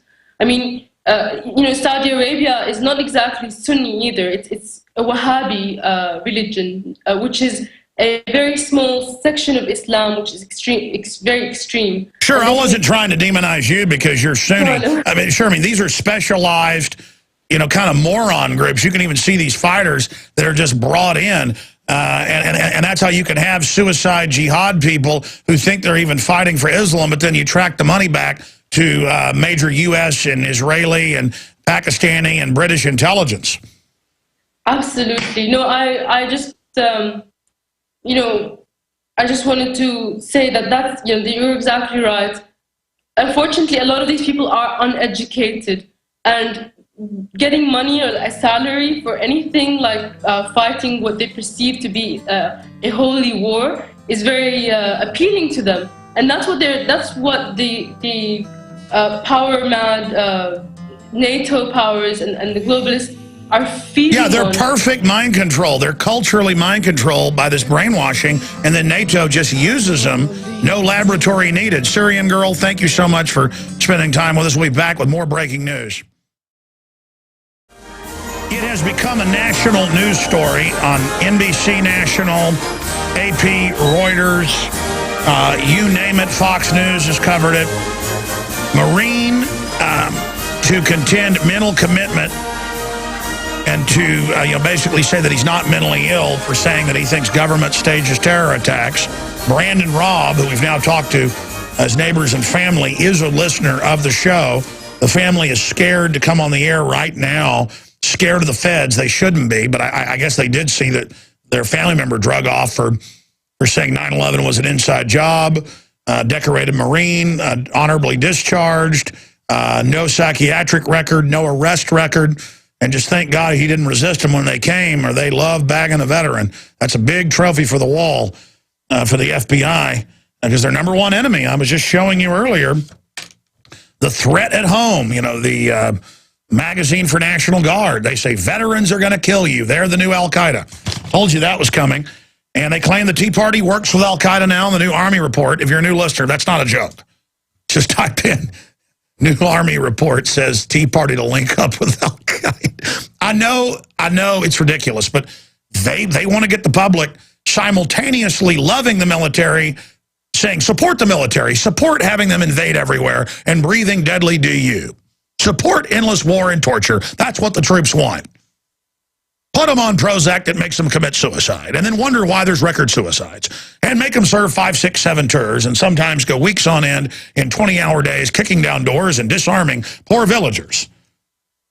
But simultaneously, they're the big threat, because they know they're people that won't go along with world government. They won't go along with turning their guns in. So, welcome, America. We've been occupied by the New World Order. They're bragging, and they're saying the veterans are the enemy. And we've got the head of the Rutherford Institute coming on. It's going to be on the nightly news. I'm going to tape it right after the show today. We may even put it out early before the show airs, because sometimes part of the show's live, part of it's taped interviews, because we can't do it all live at one time sometimes, 7 o'clock Central. And it looks like if he gets out, we've been told that that the Rutherford Institute went in and contended that his involuntary commitment was a fraud, and that they've been ordered him to be released. But that's all the details we have right now with the Brandon Robb story. Again, the evil Marine that dared have a First Amendment and said our government's illegitimate on Facebook. And then somebody posted lyrics to a song that's got sharpening the axe in it. So saying that, they went and grabbed him. And we have other talk show hosts being arrested for even milder speech, disappearing into psychiatric wards, having their guns taken. I mean, this is the new Soviet-style terror. The good news is it's totally blowing up in their face. But Hitler did this, Mao did it, Stalin did it, Fidel Castro did it. If they couldn't trump something up, they'd just say you were mentally ill and disappear you. On the other side of the political spectrum, Ernest Hemingway said the FBI was harassing him and spying on him, COINTELPRO, before the name was known. They said that's mental illness, locked him up and gave him shock therapy that basically killed him. And then Hemingway, it came out, was being surveilled and harassed by them. So, hey, the FBI is surveilling and harassing me. Oh, you're going to a mental institution, Bubba. So we had troops rallying outside the mental institution. But again, we're not 100% sure. McBreen's talking to the neighbors, the person that shot the video, all that right now. We're trying to vet all this as it develops, but it looks like some good news because it backed them off. But how many people is this happening to? I've talked to friends and family. Almost everyone I know has family in Texas who shoot their mouth off about Obama. Like, I hate him, you know, I wish he'd get out of our country. Secret Service shows up. They show up at car dealerships. If a mechanic, I know the car dealership here in town, I haven't been authorized to say all of it yet.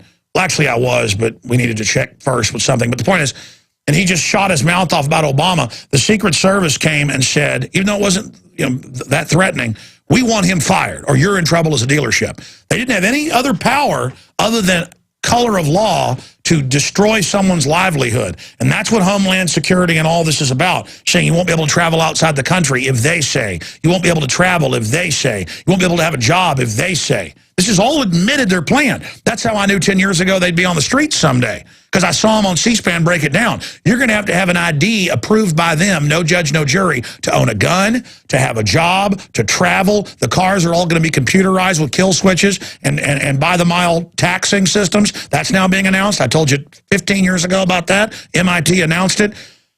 This is what we've got going on. Now, we're joined now for the rest of the hour by Jamie Balagia. Anyone who lives in Central Texas or even South Texas or North Texas knows who this guy is. He's known as the DWI guy. And he is a lawyer, very successful, and he teaches you, period, when the police, what you're not taught in school, try to get in your car, get in your trunk. It's good information for firearms, anything. And let me tell you, they take you to jail now for one glass of wine. Okay, but meanwhile, it's 5 times more likely to cause wrecks driving while texting or putting makeup on. And sure, if somebody's weaving and driving, no need to charge them with drunk driving. It's reckless driving. I see people all the time at 10 o'clock at night that are drunk, weaving down the road. Good, they need to go to jail. But you can, you see the drunk. You see it. They're reckless driving. But what? You don't need a law about texting while driving. If you get a text and look at it at a red light, that's okay. It should be the old common law, reckless driving, which is a serious charge. All you need is the old laws. They had it all figured out. And then the officer goes and testifies in court that they were sweaving and werving and doing all this. And then that they arrested him and that they did have an alcohol level. Boom, there's your probable cause right there. But checkpoints, which is just training us. This guy really knows how to educate people on the Bill of Rights and Constitution. DWIDude.com, DWIDude.com. And I've got to know a lot of people that read his website and his research and then don't go to jail when they've had 2 or 3 beers at the football game and, literally probably don't even have a blood alcohol level, but the cops still arrest you for driving under the influence, not even driving while intoxicated. Okay? So he joins us now to break this down. But I've got to say, Jamie, what is it like for you being a constitutional-style lawyer? I mean, just to see the wild tyranny now where they admit the NSA spying on all of us with no warrants, every count of that's a felony. I mean, what's happening? Are we becoming an authoritarian state? We've already become that. It's gone past the turning point. It's frustrating. It's sickening to see what's going on in our society today. And what really hits me at home is that being a former Austin police officer, who I thought my job was to protect and to serve, I'm seeing that the national movement towards, stamping on the rights of the citizens is being enforced through the local constabulary. It's being enforced through the Austin Police Department, the Westlake Police Department, New Braunfels, San Marcos, your neighbors, guys you went to school with. And they're being placed in a terrible position, and the propaganda machine is also working on them. The police are now becoming, and who have we been hiring lately on these police departments? They're becoming more readily willing to do what Uncle Sam bids, although it's not the true Uncle Sam. It's the impersonator.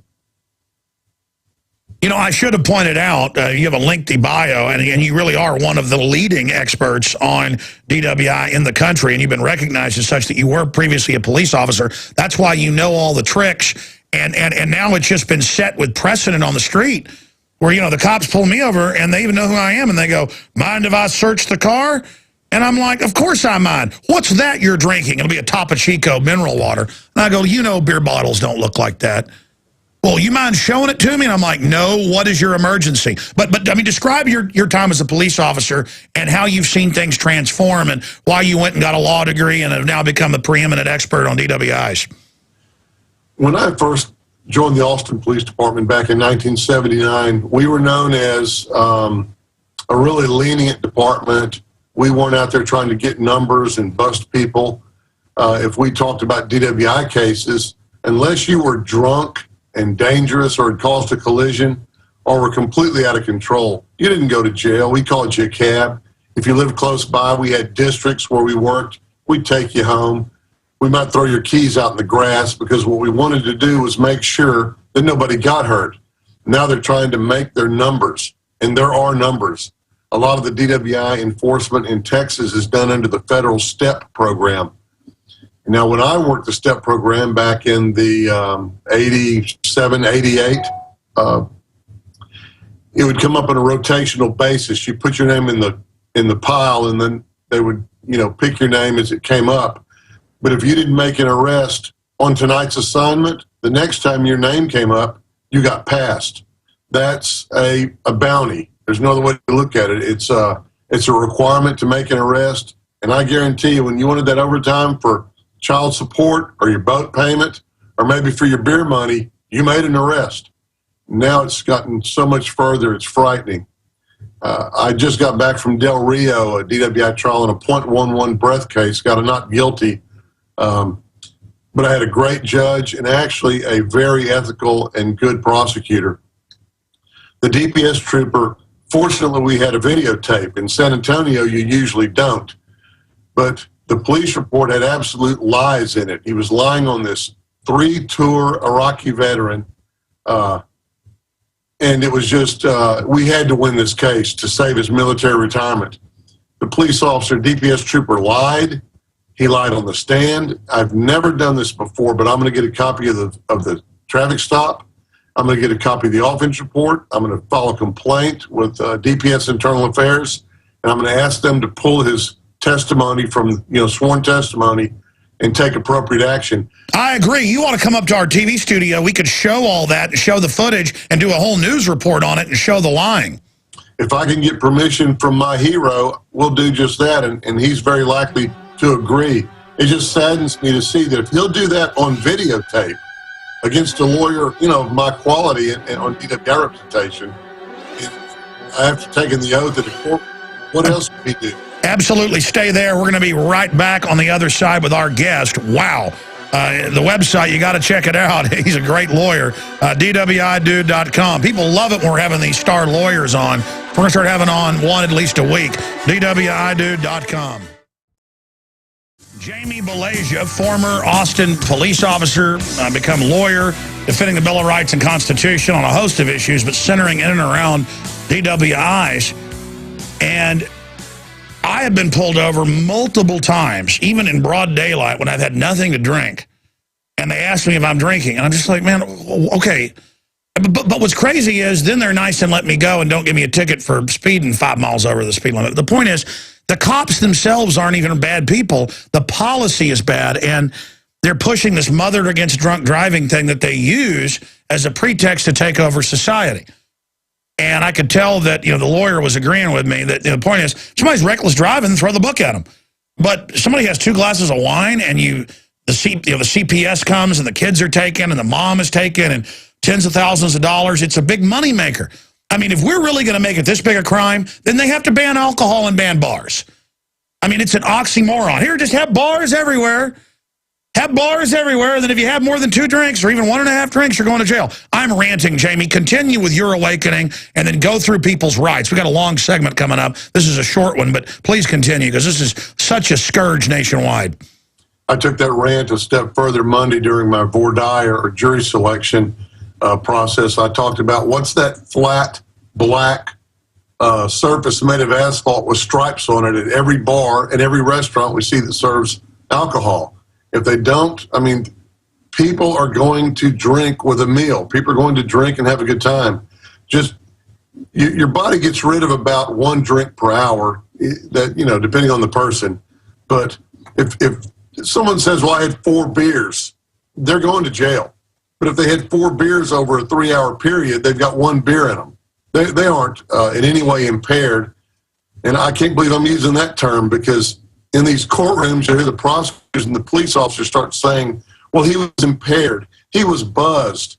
And I'll start objecting. And a lot of times I let them put out a whole lot of rope so I can hang them because inch by inch, it's what you were talking about a moment ago. Inch by inch, they are taking away our rights through these do-good programs of let's get the drunk drivers off the roads that are killing our kids. Well, what you're doing is you're getting everybody off the road. You're giving everybody a criminal history. You're not only arresting for 1 charge, you're arresting for every charge you can come up with. And it gets very frustrating on my end because to be able to beat a DWI charge in the courtroom, I have got to be the best and smartest lawyer in that room. I have to know more than the judge, the cops, the prosecutors, the state's expert witnesses. Cost a ton of money for me to do that for myself and my staff and associates. And of course, that gets passed on to the client. My client in Del Rio, we got out of a DWI charge with a not guilty finding. The judge was good enough not to just dismiss the case. He found him not guilty. That man paid $10,000 to clear his name when the police officer invented the charge, basically. And there's no grounds for a lawsuit. If we sued the police officer, the DPS trooper, we'd lose more money. And I just feel horrible for people, but I can't do the job I need to do without being adequately prepared. Really appreciate you bringing this issue out to your viewers, because nobody thinks they're going to get a DWI until they're getting locked up. And it's a complete scourge. And like you said, you can be at a meeting with 10 people and go, how many of you have a DWI? And half of them raise their hands. I mean, this is getting ridiculous, where I don't even want to have a party at my house and have friends over. I feel like I'm going to send them off to be arrested. If we're having barbecue and drink 4 or 5 beers over 3 hours, nobody's even got a, quote, buzz, especially men that weigh, 250 pounds like I do. I mean, I'm sorry, beer doesn't even do anything to me. I mean, it's a joke. It's a joke. You can't go out and have an Italian meal without having a little wine and not be worried about getting arrested. Generally, the husband or the wife or one of the people on the date is the designated driver. And when do they come up with this, a designated driver? That program, I believe, encourages the non-drivers to get hammered, and that's directed at young people. So we've got our college kids and people in their early 20s who are being told, well, if you're going to go out and drink, let somebody else drive so you can get completely wasted. So they start developing that habit. I see the downside of the designated driver program. What about the statistics? I want to come back and talk about this, and then talk most importantly about what you teach people, how to deal with this, so that even if you do, go to jail, you're not going to beat the ride, but you will beat the rap. I want to understand that, because you really are one of the most successful lawyers out there using the Constitution to defeat this. But first, I want to talk about the statistics I've seen. In fact, we'll even pull some of these up. 5 times more likely to cause a fatality texting. Why don't we have a big freak out about that? We'll be right back with our guest. Stay with us. Jamie Balagia, attorney at law, is our guest. His amazing website is DWIDude.com. And I'm going to tell you, before I go any further, he's a former Austin police officer. Finish your story, how you woke up, why you got involved, and then get up to that next point of what's happening in this country and the rights that people need to know, what they need to understand. In 1990, I started looking around at what was happening at the police department, and I was working a lot of weekends on 6th Street doing overtime assignments, and it got to be where we were just like a bunch of robots herding the cattle. We would put up the barricades, tell people they could only walk one way. They couldn't. A 25-year-old man couldn't carry a beer in his hand and walk down a public sidewalk. I then began to see the first creepings of the control that was starting to take place of our citizens. I didn't like it. I thought about where my dreams had been earlier in life, and I wanted to be a lawyer. And I wanted to be a criminal defense lawyer always, because we're the only ones that are fighting for the Constitution. We're the only ones that walk into court every day, and we fight battles over search warrants, over invalid traffic stops, lying cops. They're out there. My family's law enforcement, but we didn't play the game that way. If we couldn't get you the right way, we'd get you the next time. But we didn't play this game of planting evidence, lying, tricking you. The Supreme Court has said that police officers can lie to you as an investigative tool. I was told to tell the truth when I was a police officer. So I don't know what's going on and how it just keeps getting worse and worse. When I first got out of law school, I started representing police officers that were being disciplined by the police departments. Now, you talk about the dirtiest tricks in the books. That's when a police department goes after one of its own. They will eat them alive. And then you come talk to us criminal defense lawyers and ask, who are the police officers who are really breaking the rules out here? It's not the ones the department goes after. Those are their golden children. They protect them at all cost. Anyway, it's been fascinating to watch this, how the DWI arena has changed so much. In San Antonio, we have blood draws every day of the year. And to get a blood warrant in San Antonio or in Austin during the no refusal programs, odor of alcohol in your breath, bloodshot eyes, and then one more thing will get you a search warrant. The refusal to give them evidence, to take the field sobriety tests, which are designed for failure. And I was writing something yesterday, and I was saying, how is it that the odor of alcohol and bloodshot eyes, that's not enough to get a search warrant. But if you merely add in, and he would not take the tests and give us evidence in violation of your constitutional rights, then that's enough to get a warrant. If they pulled you over in front of your house and you had a legalized marijuana bumper sticker in your car, and you get out of your car and you're wearing a Cheech and Chong t-shirt, can they then go get a warrant to search your house because you tell them they can't search your house? It's amazing. They're saying, well, really, it's a threat. We're going to jab a needle in your arm if you don't blow. If you exercise your Fourth Amendment, that's evidence that you're bad. That is 180 degrees the opposite of what our country was founded on. And what would our founding fathers say if they saw it's bad enough what Washington, D.C. is doing to us as they bend us over every day, us people that work for a living, work hard, and try to earn a living for our families. But then when you come down to your local neighborhoods and see now what your local police departments are doing, it just sickens me. It's an incredible... Well, now they're expanding it, and that was my next question. The statistics, I saw it just a few months ago, but I know you'll know more about it than I will. 5 times more dangerous to text while driving, but they're not doing anything about that other than just saying, well, if you have a phone in your hand, you're going to get a ticket. No. Reckless driving. I mean, isn't that the way to go after it? I mean, I've seen the statistics. I mean, they hype it up, yeah, and there are some deaths, but drunk driving compared to a lot of other things isn't even on the chart. It's just a way to grab the general public. A couple of points. You made a great one earlier, and I argue this all the time. We have enough laws on the books. We had enough laws on the books 20 years ago. We don't need more laws. Hate crimes is a pathetic excuse of a way to create new laws to target individuals. We've always had laws against assault and harassment and bullying. Enforce them. And if it's a very egregious case, then give them a higher sentence within the range that we're allowed by law. Another thing is that these checkpoints are talking about doing for DWIs in Texas. I rue the day when that happens for DWI, but currently they're doing it for driver's license. And they're doing a run-in around the Constitution. Statistics, we read the statistics of some 18,000 people plus killed every year by alcohol-related crashes. If I'm completely sober and I pick up 3 of my friends and one of them in the back seat had a beer and an 18-wheeler runs a red light and kills me, that's an alcohol-related death, according to NHTSA standards. If it does not necessarily mean that the person driving the vehicle that caused the collision and caused the injury was intoxicated. So they're using statistics to fool the people. It's upsetting when you start digging behind the veil that the Wizard of Oz has put up. What about the hypocrisy? Because I've seen statistics that police are the hardest drinking group statistically. I mean, it's been proven in studies. People can look them up. And then I read about police letting other police off when they're actually are seriously drunk.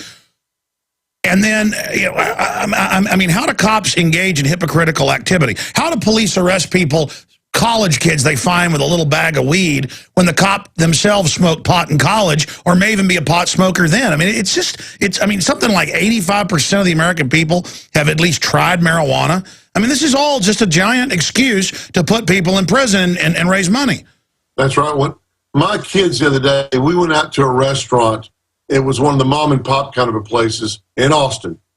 And I said, look in the kitchen, guys. And I said, who's cooking the meals? Who's doing the cleaning and everything? And they said, and it was probably individuals who were from south of the Texas border, not born in our country. When I was growing up, there were a lot of blacks that were working in the kitchens, and I told my kids that, and I said, you know where so many of the blacks are now? They're in prison. They're in prison over nonviolent crimes. They're taken into a system that will indoctrinate them and force them to join gangs and become violent criminals. They're sent to criminal prison. That's correct. I mean, they're sent to criminal college. Criminal college. It's horrible. When you go to these courtrooms and just listen to what's going on in the court, we don't want drunk drivers killing people in our roadways. We don't want rapists and pedophiles and murderers and violent bank robbers out here just doing what they please. But they're sending nonviolent individuals to prison without trying to help them at all. There's no money for rehabilitation. There's no money for job training. It's a joke, and it keeps the system churning, but the system keeps getting bigger, so they're having to take more of the fodder, the sheeple in this country, and shove them into the machine. Well, that's right. They're done, feeding on the black folks. They pretty much consume most of them. The illegals, I've noticed, and I've talked to police, I've seen it in the news, the judges just let them go because I guess they're outside of the system. Have you seen that anomaly where the police are told to basically go easy on the illegals, but if you're a Hispanic American and had 3 beers, you're going to jail, or you're white or black or Asian? Have you seen that? Well, especially in Austin, because for decades now they've been a haven and doggone, they used to have a term for it. Sanctuary city. Sanctuary city. And we were basically told, leave them alone. Now, I didn't have a problem with leaving home somebody who was working hard and being productive. Sure, but that doesn't mean leave them alone when they're engaged in all sorts of crimes, while citizens are seen as chumps to be fed on. Exactly, and I agree completely with that. But we were leaned on that if we made an arrest of an illegal alien of Hispanic descent, then we were being racist, and it wasn't true. But when you're a police officer, and it's okay, I can enforce the laws as they're supposed to be enforced, and I can catch a bunch of trouble from my supervisors and get investigated by internal affairs, or I could just go sit at Dunkin' Donut and just screw it all. And one of the old sayings we had when I was at APD is nobody gets in trouble with internal affairs for eating a donut. They eventually did have an officer who got suspended because he was sitting at Dunkin' Donut and he took a radio call. He got in there and said that he had arrived at the call. Then he cleared the call and he hadn't even finished his donut and coffee yet. So that was the one time that's happened. Amazing. I mean, it's such a joke. I've told the story like probably 100 times, but I'll tell it briefly. One night we had an IT problem and I had to come up here for a contractor. And I pull up, and there's 4 police cars right out here, and they're running around inside the office, and the IT guy's in handcuffs being put in a car. And I go over there, and I go, what's going on? Like, oh, hi, Alex. And it's a woman cop putting him in the car, and the 3 male cops are talking to me, and they go, oh, we all like a show. And I go, what are you doing in my office? Oh, we thought he darted in here, so she pulled in here, and then well, his driver's license was expired, so we're going to go ahead and I thought, you arrest? They go, well, we can arrest even for no seatbelt now. And I'm going, but if he was an illegal alien, you'd let him go. Well, that's true. We're told to do that. And I'm just like, so I start telling her, hey, let him go. They're like, now don't interfere. So they were all real friendly, but they were ready to take me to jail for just going, hey, common sense, guys, common sense. So what if he has an expired license? He's here to get my computers working. But they'd use that to come in the office, claiming that he darted in here. He didn't dart in here. He drives like an old woman. He's out there right now. I mean, the point is that it's like secret police on the American people, like I live in North Korea or something, but then the illegal aliens are above the law. It really irritates me. Just sticking to the topic of the fact that except for speeding and open container in your vehicle, they can arrest for every other offense or allegation of a traffic offense, a Class C misdemeanor. Remember that soccer mom in Lago Vista with her kids in the car, she stopped at her mailbox 100 yards away, like a lot of neighborhoods have them in one spot. The kids get out of the seatbelt. Mine do that when we get close to home sometimes. And they take her to jail. That's right. That's just incredible. And, that police officer should have been brought in. He should have been eaten.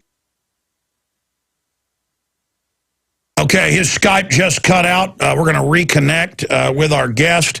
I tell you, 45 minutes has gone by so quick. I've got to get him back on this. I want to get him in studio because I've seen him on TV and seen his ads, and I've talked to people that because I want to get into what you do if you've had 2-3 beers, at the football game, and you're driving home, and the cop wants you to blow in a breathalyzer.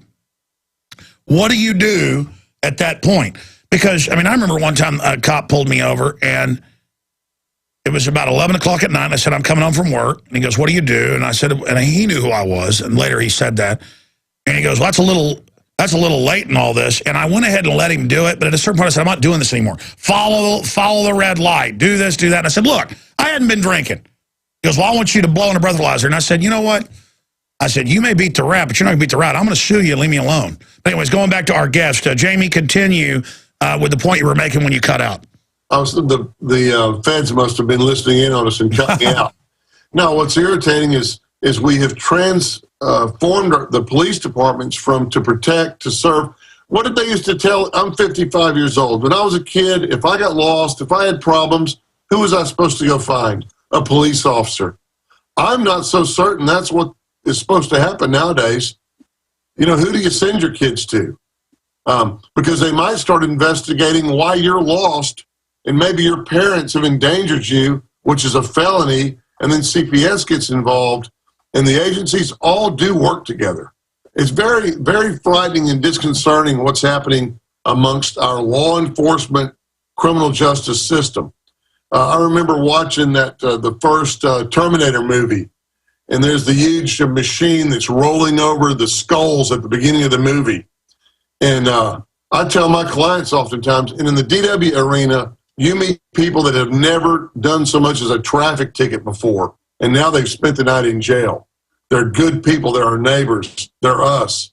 And I tell them, that is the criminal justice system. It crushes and destroys lives.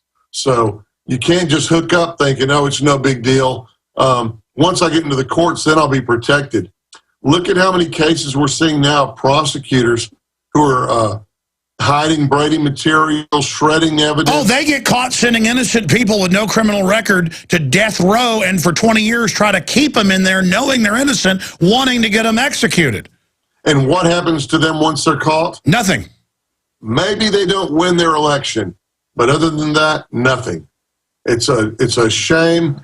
Well, that's another question, though. How do we get so evil? I mean, I get it's a machine, but I mean, I would really not sleep good at night if I sent an innocent person to jail and then tried to keep them in there. I mean, how? Well, these are some evil people. We have our jury system. That is the last bastion of freedom in America. And you would not believe what I encounter in these juries.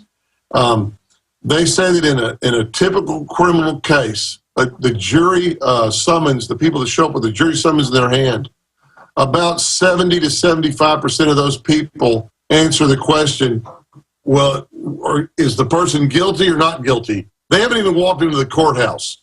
Guilty, 3/4 of the people. Except on DWI, Alex, 88%. It's unbelievable. Monday, and I do this in every jury trial for the most part, I raise my hand, I'll nod my head, and I'll say, drink, drive, go to, and everybody says, go to jail. I say, now that's the law. Y'all understand that, don't y'all? Monday, 29 people shook their heads. In Austin, the last trial I did, 24 out of 25 shook their heads.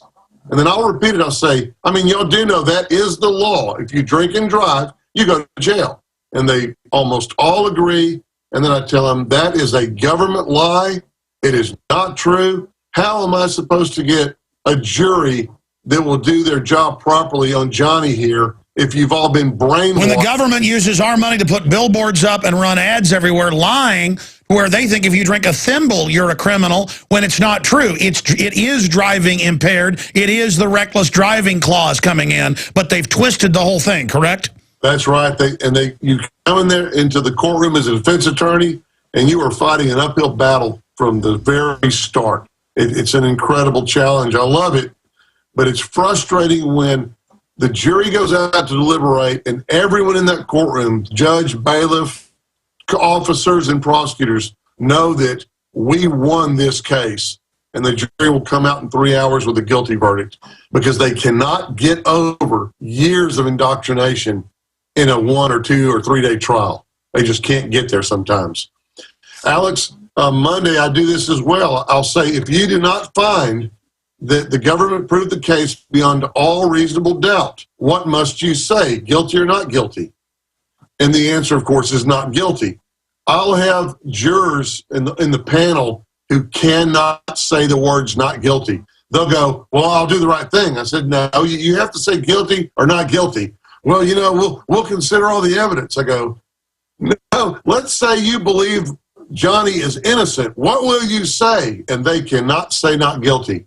Well, what about the issue that it's better than 10 guilty men go free than one innocent man go to jail? We've got to protect our rights of due process. We're going to live in North Korea. That's not taught in school, but you have to explain it to them.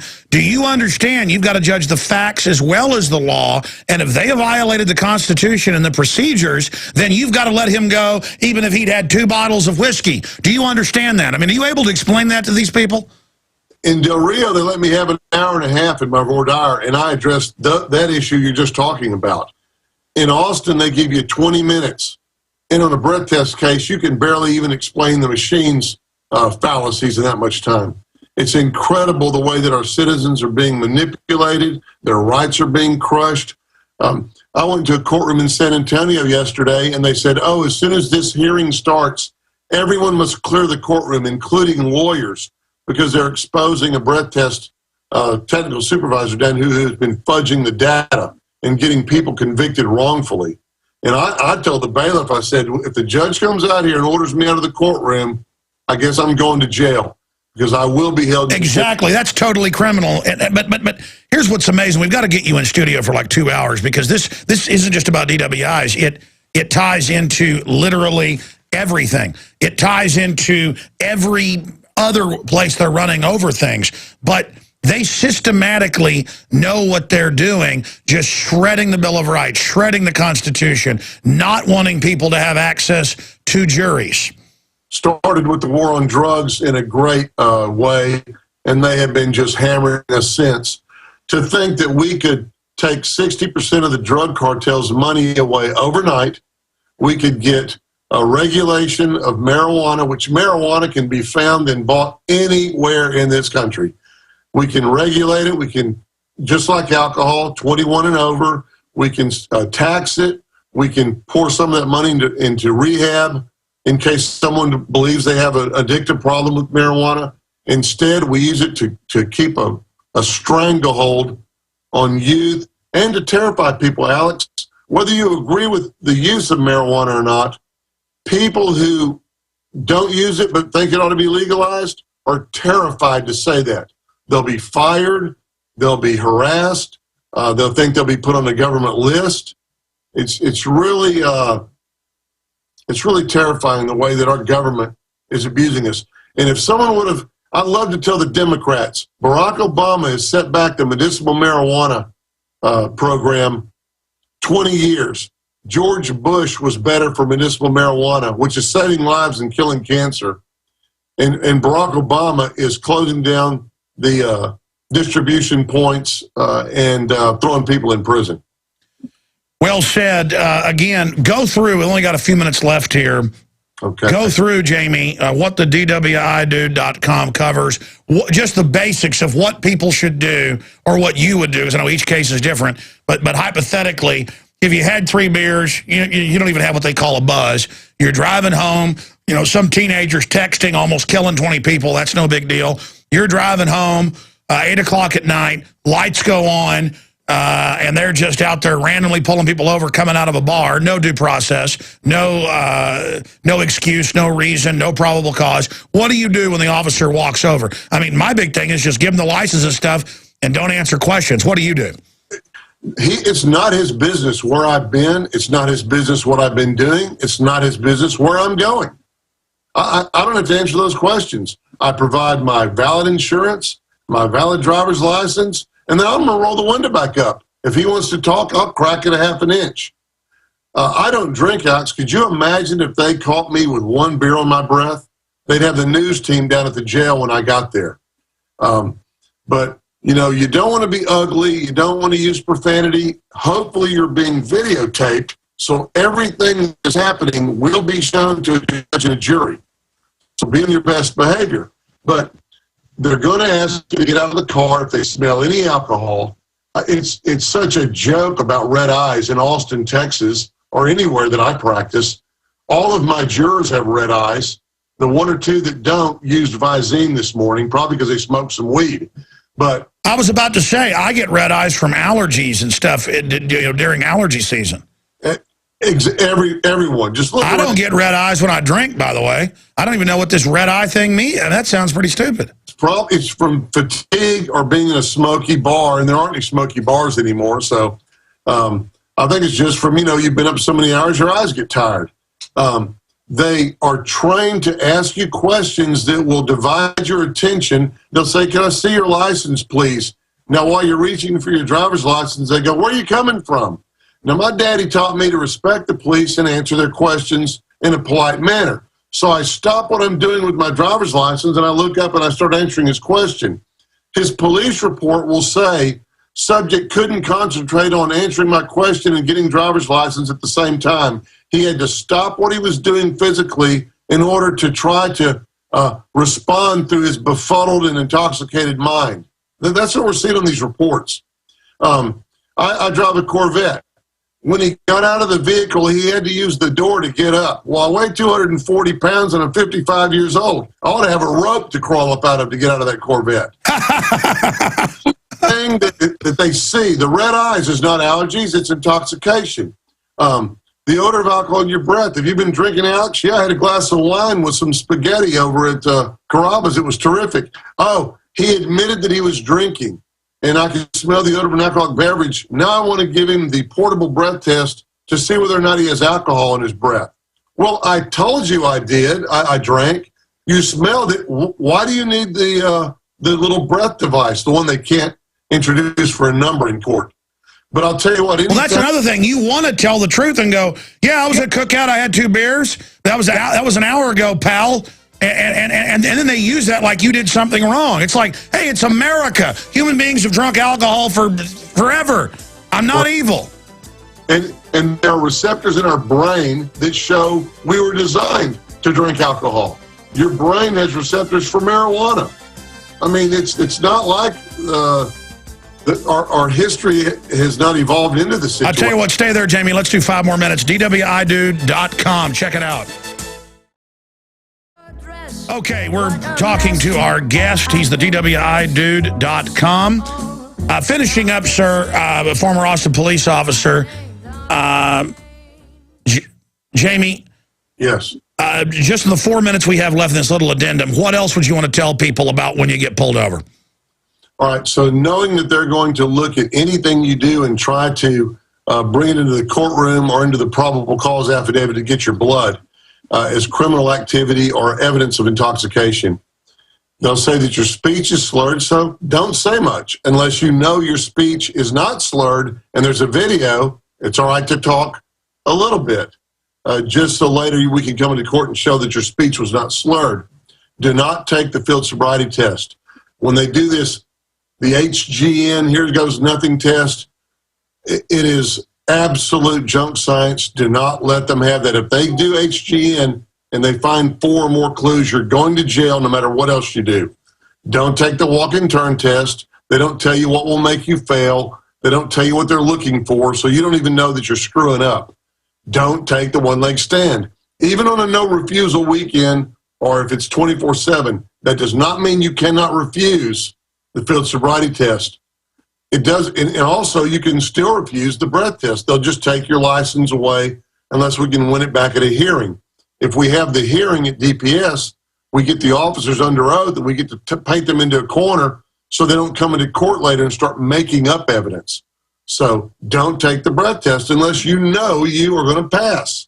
I tell people this all the time. If you go out drinking and you leave in a bar, leave in a restaurant, or leave in a friend's house, whatever, anticipate the police are going to stop you and do a DWI investigation. If you still want to drive, go for it.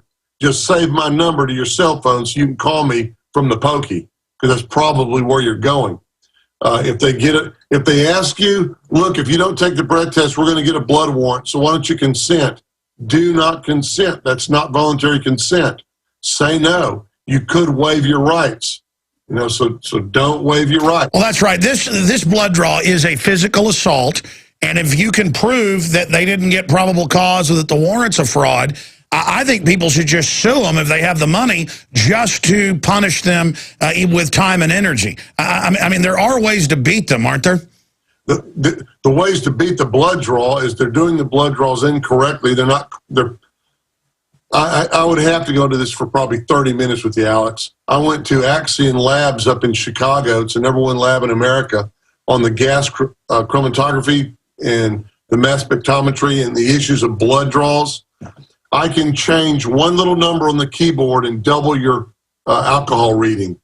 If they don't. And by the way, if they'll violate the Bill of Rights, Constitution, lie on the stand, set you up. Well, I mean, how many police labs have been caught defrauding people with the evidence labs at an industrial level? The FBI crime lab, the Dallas crime lab, the Houston crime lab. Every major city's been caught. The DPS crime lab in Austin won't release to us the blood discovery we request. They fight us tooth and nail. If what you're doing is true and correct and honest, you'd show it to anybody. If I was running the books for a nonprofit organization and you came to me and said, we want to look at the books, Jamie, and I said no, and I fought you in court, there's only one reason. I'm cheating. I'm a liar. Yeah, I've actually sent people to prison for violations of nonprofits, the head of Access TV, and that's what happened. They fought us. We knew something was there, and we got them. All right, well, I'm very impressed, Jamie. Thank you. Jamie Balagia was our guest here today, DWIDude.com. Thank you so much for spending time with us. And, hey, let's get you up here in studio very soon. Thank you very much. We're counting on you, Alex. All right, buddy. Thank you.